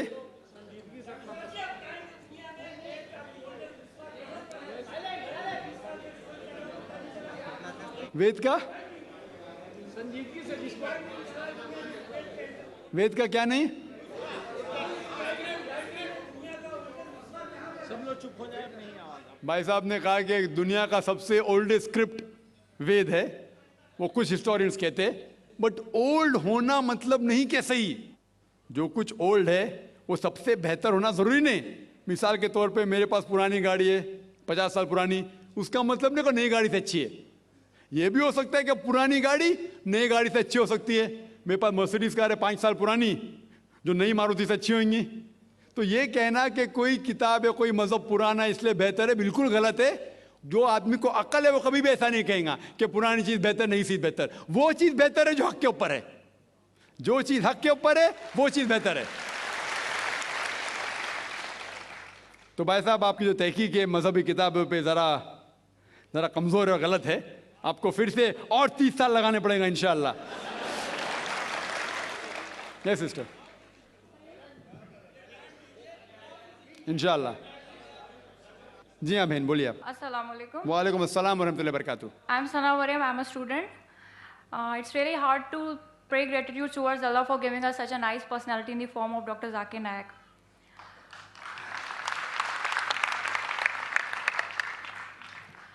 Sir, I want to ask about an ayah, about a verse from Surah An-Nur, which mostly people misinterpret. I'm going to translate in Urdu. It's from verse number 35, that Allah नूर है ज़मीन और आसमान का, उसके नूर की मिसाल ऐसी है जैसे कि एक ताक है और उसके ऊपर चिराग, और वो चिराग शीशे की कंदील में है, और वो एक बाबरकत जैतून के तेल से जलाया जाता है, और वो बाबरकत जैतून का दरख्त ऐसा कि ना वो मशरक़ी है ना मगरबी, और बहुत खूब है कि वो चिराग आप ही रोशनी देने लगे। अल्लाह जिससे चाहता है अपनी नूर की तरफ रहनुमाई करता है। I want to have this the interpretation from you sir. Mostly people misinterpret this. Thank you. बहन ने सवाल किया है सूरह नूर की आयत सूरह नंबर 24 आयत नंबर 35, अल्लाह नूर समावाति वल अर्द, कि अल्लाह सुब्हानहू व तआला आसमान और धरती के नूर है, और उसकी मिसाल है जिस तरीके से द लैम्प द निच इन बिटवीन, कि एक मिसाल है कि कंदील की तरह है, उसमें एक चिराग है। उसकी मानी क्या है बहन पूछ रही है। Sister, the meaning of this verse is that Allah सुब्हानहू व तआला सारी कायनात, आसमान और इस धरती के लिए हिदायत का जरिया है, नूर है, और सीधी राह दिखाते हैं। आम तर्जुमा है, आपको कुछ सोचने की ज़रूरत है। आम तर्जुमा है कि वो रोशनी फैलाते हैं सारी दुनिया में, सारी कायनात में, सारी धरती पे, सारे आसमान पे। इसकी मानी है कि अल्लाह सुब्हानहू व तआला who is the creator, the sustainer and the cherisher of everyone, he is the one to guide everyone. वो सब इंसानों को हिदायत देता है और हमें उनकी बात के ऊपर अमल करना चाहिए। मुझे पता है कि कुछ लोग दूसरा तर्जुमा करते हैं, वो बिल्कुल गलत है। सही तर्जुमा ये है कि वो सब लोग को सही राह दिखाता है। Hope that's the question. जी हाँ भाई साहब पूछिए। Respected Zakir sir, myself Duryodhan, Dr. Duryodhan Katki from Jawaharlal Nehru University. I want to ask a very little question that regarding that talaq, what you explained, I acknowledge. But the thing is, if you pass down the history of human civilization, then you will find women are always being suppressed, oppressed, depressed, humiliated, and dilapidated in this country, especially. But as far as talaq is concerned, the whole, diverse power, determining power is laying with the husband, or husband's hand. But in case a woman who is in a very grave situation and she wants to talaq to her husband, what is the system is there in your Islam? You just explain. What is the women's power in there in talaq, as far as talaq is concerned? Should I give the answer in English or Urdu? You can give it in English. English. The brother asked the question that what powers does a woman have to give divorce to the husband? Can she give talaq? And he rightly said the women in this country are degraded. Islam uplifts the woman. Regarding as far as divorce is concerned, broadly there can be 5 types, broadly. One is by mutual consent of both husband and wife. Number 2 is unilaterally by the will of the husband. Number 3, that if it's mentioned in the nikah nama, in the marital contract, that she too can give divorce, it's known as talaq-e-tawfiz or talaq-e-isma. Even she can give unilateral divorce, if it's mentioned. While marrying, the husband and wife, when they marry, they can put down any clause which is optional, as long as she doesn't ask the husband to do something which is prohibited or prevents him from doing something which is compulsory. She can ask anything which is optional. So a woman, while getting married, can put a clause, is known as talaq-e-tawfiz, that she too can give unilateral divorce, and if the husband agrees, she can give. 3rd type. 4th type is, if it's not mentioned in the nikah nama, that the woman too can give unilateral divorce. Then, if the husband ill-treats her, or does not give her due rights, she can go to the judge, the qazi, and do nikah-e-fask. And the 5th type is khula, that maybe the husband is very good. He is giving all the rights and all the facilities, yet she wants to part for personal reasons. She can request the husband to give divorce, and he gives divorce. That's known as khula. Hope that answers the question. हाँ भाई sir जी हाँ अल्लाह एक है, इसमें किसी का झगड़ा नहीं है। उसकी इबादत करनी चाहिए, इसमें किसी का झगड़ा नहीं है। झगड़ा है लाइफ स्टाइल का, झगड़ा है कल्चर का, संस्कृति का। और हर मजहब अपनी संस्कृति को अल्लाह से जोड़ता है कि अल्लाह ये कह रहा है। क्या अल्लाह टाइम टाइम पर नई नई बातें कहता है, या पुराने टाइम में जो कुछ कह दिया गया है वही सच है, या आगे फ्यूचर में कुछ और नई बातें भी कहेगा?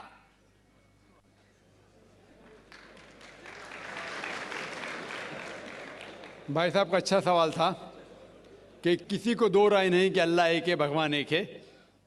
सब मानते कैसे उसी की इबादत करना चाहिए, लेकिन हर मज़हब अपनी कल्चर, अपनी संस्कृति को देख के स्टाइल बदलता है। तो अल्लाह ताला जो पहले कह चुका वो अभी भी सेम है कि टाइम टाइम पे बदलता है। भाई साहब का सवाल अच्छा है, लेकिन ये कहना चाहता हूँ जवाब देने के पहले, उन भाई साहब ने कहा कि सब मानते हैं कि अल्लाह एक है। ये मैं नहीं मानता हूँ कि सब मानते, मैं नहीं मानता हूँ कि सब मानते।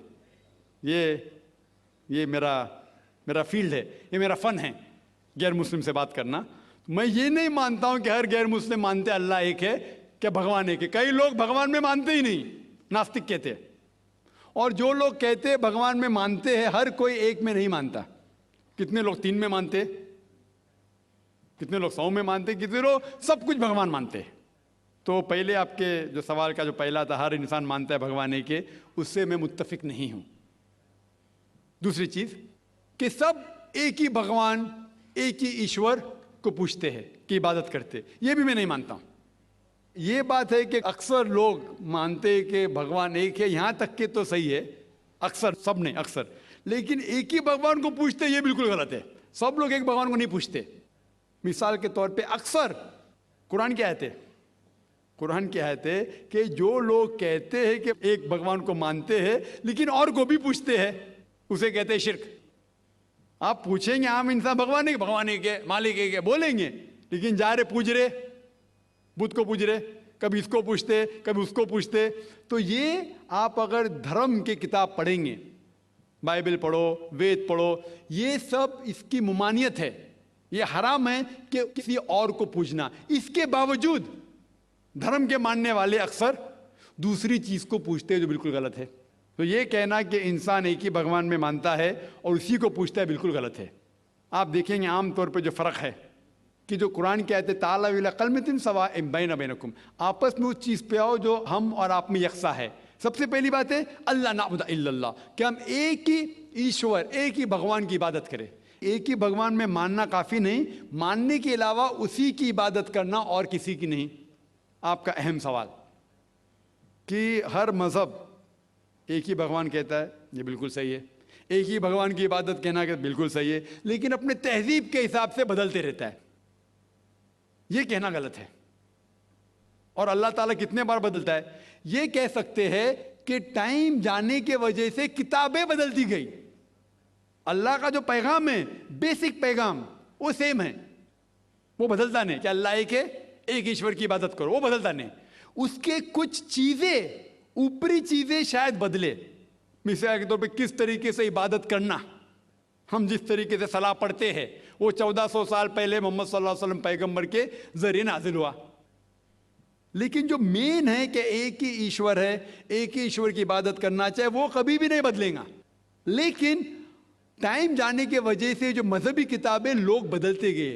अल्लाह ताला फरमाते कुरान में सूरह बकरा में सूरा नंबर 2 आयत नंबर 79, फ़वैलुल लिल्लज़ीना यक्तुबून अल-किताब बिअयदीहिम सुम्मा यक़ूलून हाज़ा मिन इंदिल्लाह लियश्तरू बिही समनन कलीला फ़वैलुल लहुम मिम्मा क़दबत अयदीहिम वैलुल लहुम मिम्मा यक्सिबून। इसकी मानी है कि लानत है वो लोग पे जो लोग किताब अपने हाथ से लिखते हैं और कहते हैं अल्लाह की तरफ से है। लानत है उनके ऊपर जो कमाते हैं और लानत है उनके हाथ के ऊपर। तो अल्लाह ताला फरमाते हैं कि किताबें बदली गई है। तो जितने मजहबी किताबें हैं आज की तारीख में, सारी कुरान मजीद को छोड़ के, विलियम मोर एक क्रिटिक है, इस्लाम के खिलाफ किताब लिखता है, बहुत शिद्दत से इस्लाम के खिलाफ है। उनने लिखी थी 200 साल पहले कि शायद एक ही मजहबी किताब है जो पूरी पाक है 1200 साल तक के, वो है कुरान। तो एक ही किताब जो महफूज है, क्यों? अल्लाह सुब्हानहू व तआला कहते हैं कुरान में सूरह हिजर में सूरा नंबर 15 आयत नंबर 9 में कि मैंने कुरान नाजिल किया है और मैं इसकी हिफाजत करूंगा। जितने पहले किताबें आए वो वक्त के हिसाब से बदल दिए और अल्लाह सुब्हानहू व तआला ने उसे महफूज रखने की जरूरत समझा ही नहीं। क्यों? क्योंकि जितने पैगंबर मोहम्मद सल्लल्लाहु अलैहि वसल्लम के पहले आए, वो पैगंबर सिर्फ अपनी कौम के लिए आए और कुछ वक्त के लिए आए, ता क़यामत तक नहीं। ईसा अलैहिस्सलाम सिर्फ यहूद के लिए आए, मूसा अलैहिस्सलाम उस वक्त के लिए आए। जितने पैगंबर आए अपनी कौम के लिए आए और कुछ महदूद वक्त के लिए आए, एक कौम के लिए आए। लेकिन मोहम्मद सल्लल्लाहु अलैहि वसल्लम आखिरी पैगंबर सिर्फ मुस्लिम या सिर्फ अरबों के लिए नहीं आए, सारी इंसानियत के लिए आए। और जो कलाम उनके जरिए नाजिल हुआ, अल्लाह सुब्हानहू कुरान, वो सिर्फ मुस्लिम के लिए नहीं और सिर्फ उस वक्त के लिए, वो सारी इंसानियत के लिए और ता क़यामत तक है। तो क्योंकि ये किताब महफूज रखने वाली किताब है, ये किताब कभी नहीं बदलेंगी, ये आखिरी है। और अल्लाह ताला फरमाते सूरह माइदा में सूरा नंबर 5 आयत नंबर 3 में कि मैंने इंसानों के लिए इस्लाम चुना और उनके लिए ये मजहब सबसे बेहतरीन मजहब चुना और ये मुकम्मल हो गया। इसके बाद कुछ चीज़ नई नहीं आएंगी और कुछ चीज़ निकाली नहीं जा सकती। तो पहले जितने किताबें आए, जितने नाजिल हुए अल्लाह ताला के, वो बदलते गए क्योंकि उसे महफूज रखने की ज़रूरत थी नहीं, क्योंकि वो पैगाम पूरा मुकम्मल पैगाम ता क़यामत तक था ही नहीं। लेकिन आखिरी पैगंबर मोहम्मद सल्लल्लाहु अलैहि वसल्लम 1400 साल पहले आए, उनका जो पैगाम है और जो किताब नाजिल की गई कुरान, वो ता क़यामत तक होने वाली थी, इसीलिए उसे महफूज रखा गया है। तो अल्लाह सुब्हानहू व तआला ने 1400 साल पहले समझे कि ये वक्त ही सही है कि इंसानियत उस दर्जे पे पहुंच गई कि वो कुरान को समझ सके। आप मुझे पूछेंगे कि कुरान पहले क्यों नाजिल किया, 1400 साल पहले क्यों किया, 10,000 साल पहले क्यों नहीं किया, तो मैं कहूँगा कि अल्लाह ताला हमारा खालिक है, वो जानता है कि इंसान कब किस चीज़ समझ सके। मिसाल तो मेरा बेटा कहेगा कि मुझे डॉक्टर बनने का, डायरेक्ट मेडिकल कॉलेज में डालो, मैं बोलूँगा पहले बार 10th करो, स्कूल जाओ, फिर कॉलेज जाओ, फिर मेडिकल कॉलेज जाओ। तो उसी तरीके से अल्लाह सुब्हानहू व तआला हमारे खालिक है, वो जानते थे कि ये 1400 साल पहले इंसान इस दर्जे पे पहुँचे कि वो कुरान को समझ सके और उनने नाजिल किया। और अभी ये आखिरी किताब है, इसके बाद कोई भी नया पैगंबर नहीं आएगा। इसके बाद कोई कहता है कि मुझे अल्लाह ताला से वही आती है, उसको साइकेट्रिस्ट की ज़रूरत है, साइकेट्रिस्ट, दिमाग की बीमारी है। हेलो, मेरा नाम BS गुप्ता, मैं एक एडवोकेट हूँ। दो कम्युनिटीज़ जो भारत में रहती हैं जी, दो कम्युनिटीज़ जो भारत में रहती हैं, मेजॉरिटी कम्युनिटी 80% जिसको कहते हैं हिंदूस और 20% मुस्लिम्स, उनके बीच में गलत या सही ये भावना है कि इस्लाम जो फैला था वो तलवार के ज़ोर से फैला था। हिस्टोरिकल फैक्ट है या ये मिथ है कह नहीं सकते, लेकिन क्या ये सच है कि 3000 से 6000 तक हिंदू मंदिरों को गिरा के मस्जिद में बदला गया?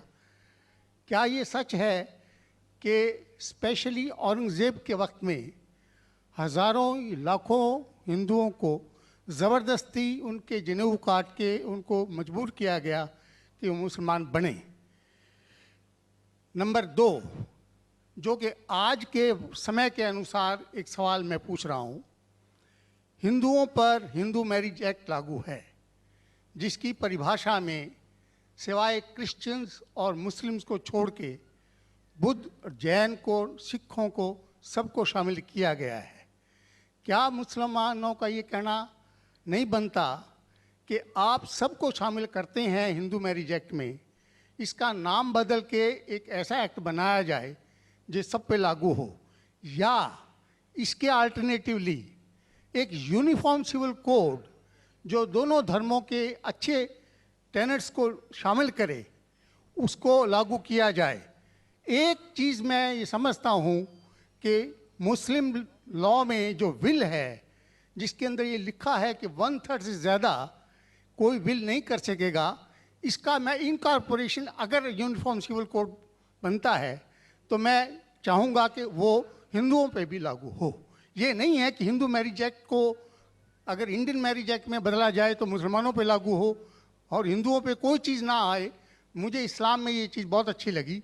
ऐसे ही कोई यूनिफॉर्म सिविल कोड के लिए ये मुस्लिम आगे क्यों नहीं आ रहे, इसकी वजह मुझे बताई जाए। भाई साहब ने 3 सवाल पूछे एक सवाल में। पहला सवाल कि हिस्ट्री से पता चलता है कि इस्लाम तलवार के ज़ोर पे फैला कि नहीं, लेकिन ये मुझसे पूछ रहे क्या ये हकीकत नहीं है कि 3000 से ज़्यादा मंदिरें गिराई गई थी और मस्जिद बनाए गए और बहुत से लोगों का कत्ल किया गया? ये बिल्कुल गलत है, अफवाह है। ये मैं कह सकता हूँ कि कुछ मंदिरें शायद गिराई गई होंगी, इससे मैंने कहा तो एक भी मंदिर नहीं गिराई गई। हो सकता है कि कुछ मुसलमान अपने आप को जो मुसलमान कहते हैं, उनने आके कुछ मंदिरों को गिराया होगा और मस्जिद बनाया होगा, हो सकता है। लेकिन ये कहना कि 3000 से 6000 मंदिर गिराए गए, ये बिल्कुल अफवाह है, बिल्कुल गलत है, बेबुनियाद है, बिल्कुल बेबुनियाद है। कुछ मुसलमान राजाओं ने गलत काम किए होंगे, उससे आप इस्लाम को दोषी नहीं ठहरा सकते। अगर हिटलर ने 60 लाख यहूदी को जिंदा जलाया तो मैं कह सकता हूं कि क्रिश्चियनिटी खराब है? बिल्कुल बेबुनियाद है, वो हिटलर ने किया, बाइबल में तो ही लिखा है कि जलाना चाहिए। इसी तरीके से ये खाली अफवाह है। कुछ मंदिरों को शायद गिराया गया होगा, मैं ये नहीं कहता कि नहीं गिराया गया, लेकिन उसको छोटी चीज़ को लेके उछाला जाता है मीडिया में और किताबें लिखी जाती है। आप देखो टीपू सुल्तान के खिलाफ आ गए। आज भी आप जाएंगे मैसूर के अंदर, उसके आजू बाजू आप देखेंगे तो टीपू सुल्तान के जो आंगन के अंदर है उसके अंदर मंदिर है। अगर आप ये कहते सच है कि 3000 से 6000 मंदिर को गिराया गया था, तो आप कैसा जिंदा बचे? आप कह रहे थे कि 1000 लोगों को कत्ल किया गया, आप कैसा जिंदा बचे? आप जिंदा बचे ये शहादत दे रहा है कि मुसलमान तलवार के जोर पे नहीं फैला। अगर ये सच होता था, आपने कहा हजारों लोग का कत्ल किया, कुछ लोग का शायद कत्ल किया होगा। देखो, हर मजहब में there are black ships in every community. कुछ लोग हर मजहब में खराब निकलते हैं, वो मजहब की गलती नहीं, वो मजहब के मानने वाले की। क्रिश्चियन में आपको कुछ खराब लोग मिलेंगे, मुसलमान में मिलेंगे, हिंदू में मिलेंगे। अभी आप देखेंगे हिंदुस्तान के मुसलमान कुछ लोग ड्रग में डील करते, ड्रग में धंधा करते। ड्रग तो हराम है इस्लाम में, करते तो उनको दोष देना चाहिए, इस्लाम को नहीं। इसी तरीके से आप जो कह रहे हजारों लोगों का कत्ल किया, ये बिल्कुल बेबुनियाद चीज़ है। कुछ लोग का शायद किया होगा, और ये ही सबूत है। मैंने मेरी तकरीर में कहा कि 80% से ज़्यादा गैर मुस्लिम हिंदुस्तान में हैं। ये शहादत दे रहे हैं कि इस्लाम तलवार के जोर पे नहीं फैला। आप लोग को क्यों छोड़ा उन लोग ने? आप उनके रिश्तेदार तो नहीं थे ना, आपको क्यों छोड़ा? 800 मिलियन 80 करोड़ गैर मुस्लिम को छोड़ा क्यों उनने? क्यों छोड़ा? अगर दम ही था हुकूमत की 1000 साल, सब लोग को मुस्लिम बनाते थे। इससे ये जाहिर होता है कि इस्लाम तलवार के बलबूते पे नहीं फैला। कई लोग, कई गैर मुस्लिम इस्लाम से मुतासिर होके उन्होंने इस्लाम कबूल किया। तो ये कहना बिल्कुल गलत है। आपका दूसरा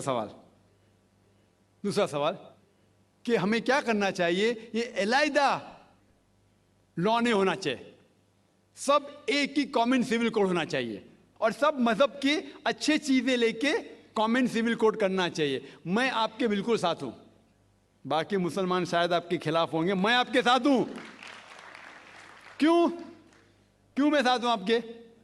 पहला चीज, हम मुसलमान अगर दिगर मजहब के बारे में जानेंगे, कभी कॉमन सिविल कोड की बात आती, सबसे ज्यादा नारा मुसलमान गलत है। यह मुमकिन ही नहीं है, क्योंकि हिंदुस्तान में हिंदू मजहब के कितने फिरके हैं, यह मुमकिन ही नहीं है। मुसलमान तो सिर्फ 20% या 80% या 75% जो हिंदू लोग हैं, उसमें ही मुमकिन नहीं है। ये कॉमन सिविल कोड हिंदू लोग ही इसको फॉलो नहीं कर सकते। हिंदू मजहब में कितने मुख्तलिफ ग्रोह है। एक कहता है कि बेटी को जाना चाहिए, एक कहता है बेटे को जाना जायदाद, एक कहता है कि जितनी खेती है वो नहीं जा सकती बेटी को, दूसरा ग्रोह कहता है, कितने मुख्तलिफ ग्रोह है, हजारों।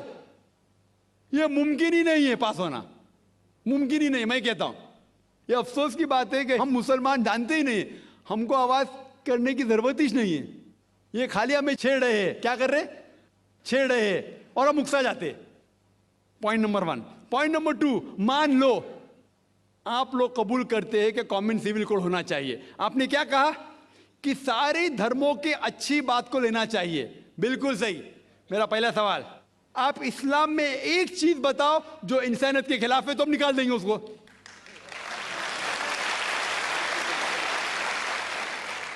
आपका ये कहना बिल्कुल सही है कि बाकी मज़ाहिब की अच्छी चीजें जो है, मिसाल के तौर पे मैंने तकरीर की similarities between Hinduism and Islam, तो जो अच्छी चीजें हिंदुइज्म की मैं ले चुका हूं। Similarities between Christianity and Islam, जो अच्छी चीजें इस आयत में ले चुका हूं। मैं ये पूछना चाहता आपसे, एक चीज जो इस्लाम में खराबी है वो तो बताओ मुझे, तो उसको निकालेंगे ना। लेकिन मंच के ऊपर जब डिबेट होएगा, इंशाल्लाह मैं आऊंगा इंशाल्लाह। हाँ, मंच पे जब डिबेट होएगा कि हम क्या करेंगे, हर मज़हब की अच्छी चीज होंगे। तो मैं ये चाहता हूं कि इस्लाम की तरफ से उस मंच पे, उस स्टेज पे इंशाल्लाह मैं आऊंगा। ये चैलेंज है। कोई भी शख्स हिंदुस्तान में हो, मिनिस्टर हों दो, कोई भी स्वामी हों दो, कोई भी शंकराचार्य हों दो, इंशाल्लाह मैं तालिब इल्म हूं इस्लाम और दीगर मज़हब का। मैं तस्लीम करता हूं कि डिबेट होना चाहिए, हक बात जो निकली, लेकिन उसके ऊपर अमल भी होना चाहिए। हक बात जो सबसे बेहतरीन है इंसानियत के लिए, उसके ऊपर अमल होना चाहिए। इसलिए जो आखिरी किताब जो अल्लाह सुब्हाना व तआला नाजिल की कुरान शरीफ, वो इंसानियत के लिए सबसे बेहतरीन किताब है, उसके ऊपर अमल होना ही चाहिए। आपका तीसरा सवाल, क्या ये हिंदू जो है इनहेरिटेंस के अंदर, ये इनहेरिटेंस जो होता है इस्लाम के अंदर, 1/3 हिस्सा, 1/3 हिस्सा हम विल में दे सकते, देना जरूरी नहीं है, दे सकते हैं। इस्लाम के जो विल के अंदर जो आता है इनहेरिटेंस, वो कुरान की आयत है सूरह निसा की सूरह नंबर 4 आयत नंबर 11, 12 और 176। उसमें कहा गया है कि जो भी आपकी जायदाद है, अल्लाह सुब्हान ताला कह चुका है कि आपके बेटे को बेटियों से डबल मिलेगा। आगे लिखा गया है आपके वालिदैन को 1/6 मिलेगा। सिर्फ अगर बच्चे हैं तो वालिद वालदा को दोनों को 1/6, अगर बच्चे नहीं है तो वालदा का 1/3। आगे बढ़ती आयत नंबर 12 पे लिखा है कि आपकी बीवियां जो आपके लिए छोड़ेंगी, अगर बच्चे नहीं आपको आधा मिलेगा, बच्चे हैं तो 1/4 मिलेगा। आप जो आपके बीवियां के लिए छोड़ते हैं, बच्चे नहीं तो उनको मिलेगा 1/4, 1/4, बच्चे हैं तो 1/8, 1/8। ये डिफिकल्ट है याद रखना, आप जाके रेफरेंस देख सकते हैं, सूरह निसा सूरह नंबर 4 आयत नंबर 11 से 12। और इसके बाद अगर आप किसको विल करना चाहते हैं अपनी जायदाद, मैक्सिमम 1/3, लेकिन ये विल जो करेंगे आप, ये इन लोगों में से नहीं होना चाहिए। आप नहीं कह सकते कि मैं मेरे बेटे से ज़्यादा मोहब्बत करता हूं बड़े बेटे से, इसलिए उसको ज़्यादा दूंगा, ये बिल्कुल गलत है। लेकिन जो ये दायरे में नहीं आते हैं इनहेरिटेंस के, उनको आप 1/3 हिस्सा दे सकते हैं। आप कहते हैं आपको ये चीज़ बहुत पसंद है, आप भी करना चाहते हैं, आपको कौन रोक रहा है? इंडियन गवर्नमेंट के हिसाब से आप अगर विल करेंगे, क्या मैं मेरा 1/3 हिस्सा देना चाहता हूं, कोई भी रोक ले सकता हूं, मैं भी नहीं ना मिनिस्टर भी नहीं। और पूरा अगर फॉलो करना चाहते सच्चा धर्म, आप इस्लाम कबूल कर सकते, हम आपको वेलकम करते। वाखिर दावाना अल्हम्दुलिल्लाह रब्बिल आलमीन।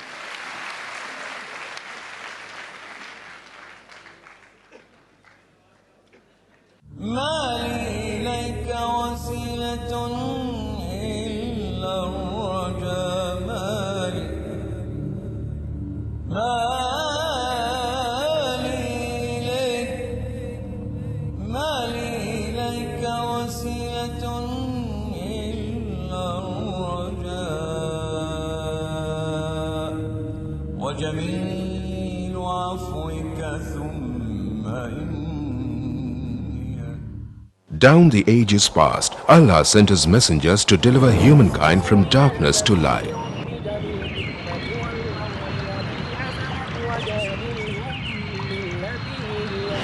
That's also the ongoing mission of Islamic Research Foundation, or IRF, spreading the truth of Allah's final message to mankind. Founded in 1991, IRF today offers some of the best services and facilities in the world for presenting an understanding of Islam in an objective and scientific way. Its programs are primarily focused on correcting misconceptions and promoting understanding of Islam. IRF also imparts dawah training to dais to aptly convey the message of Islam.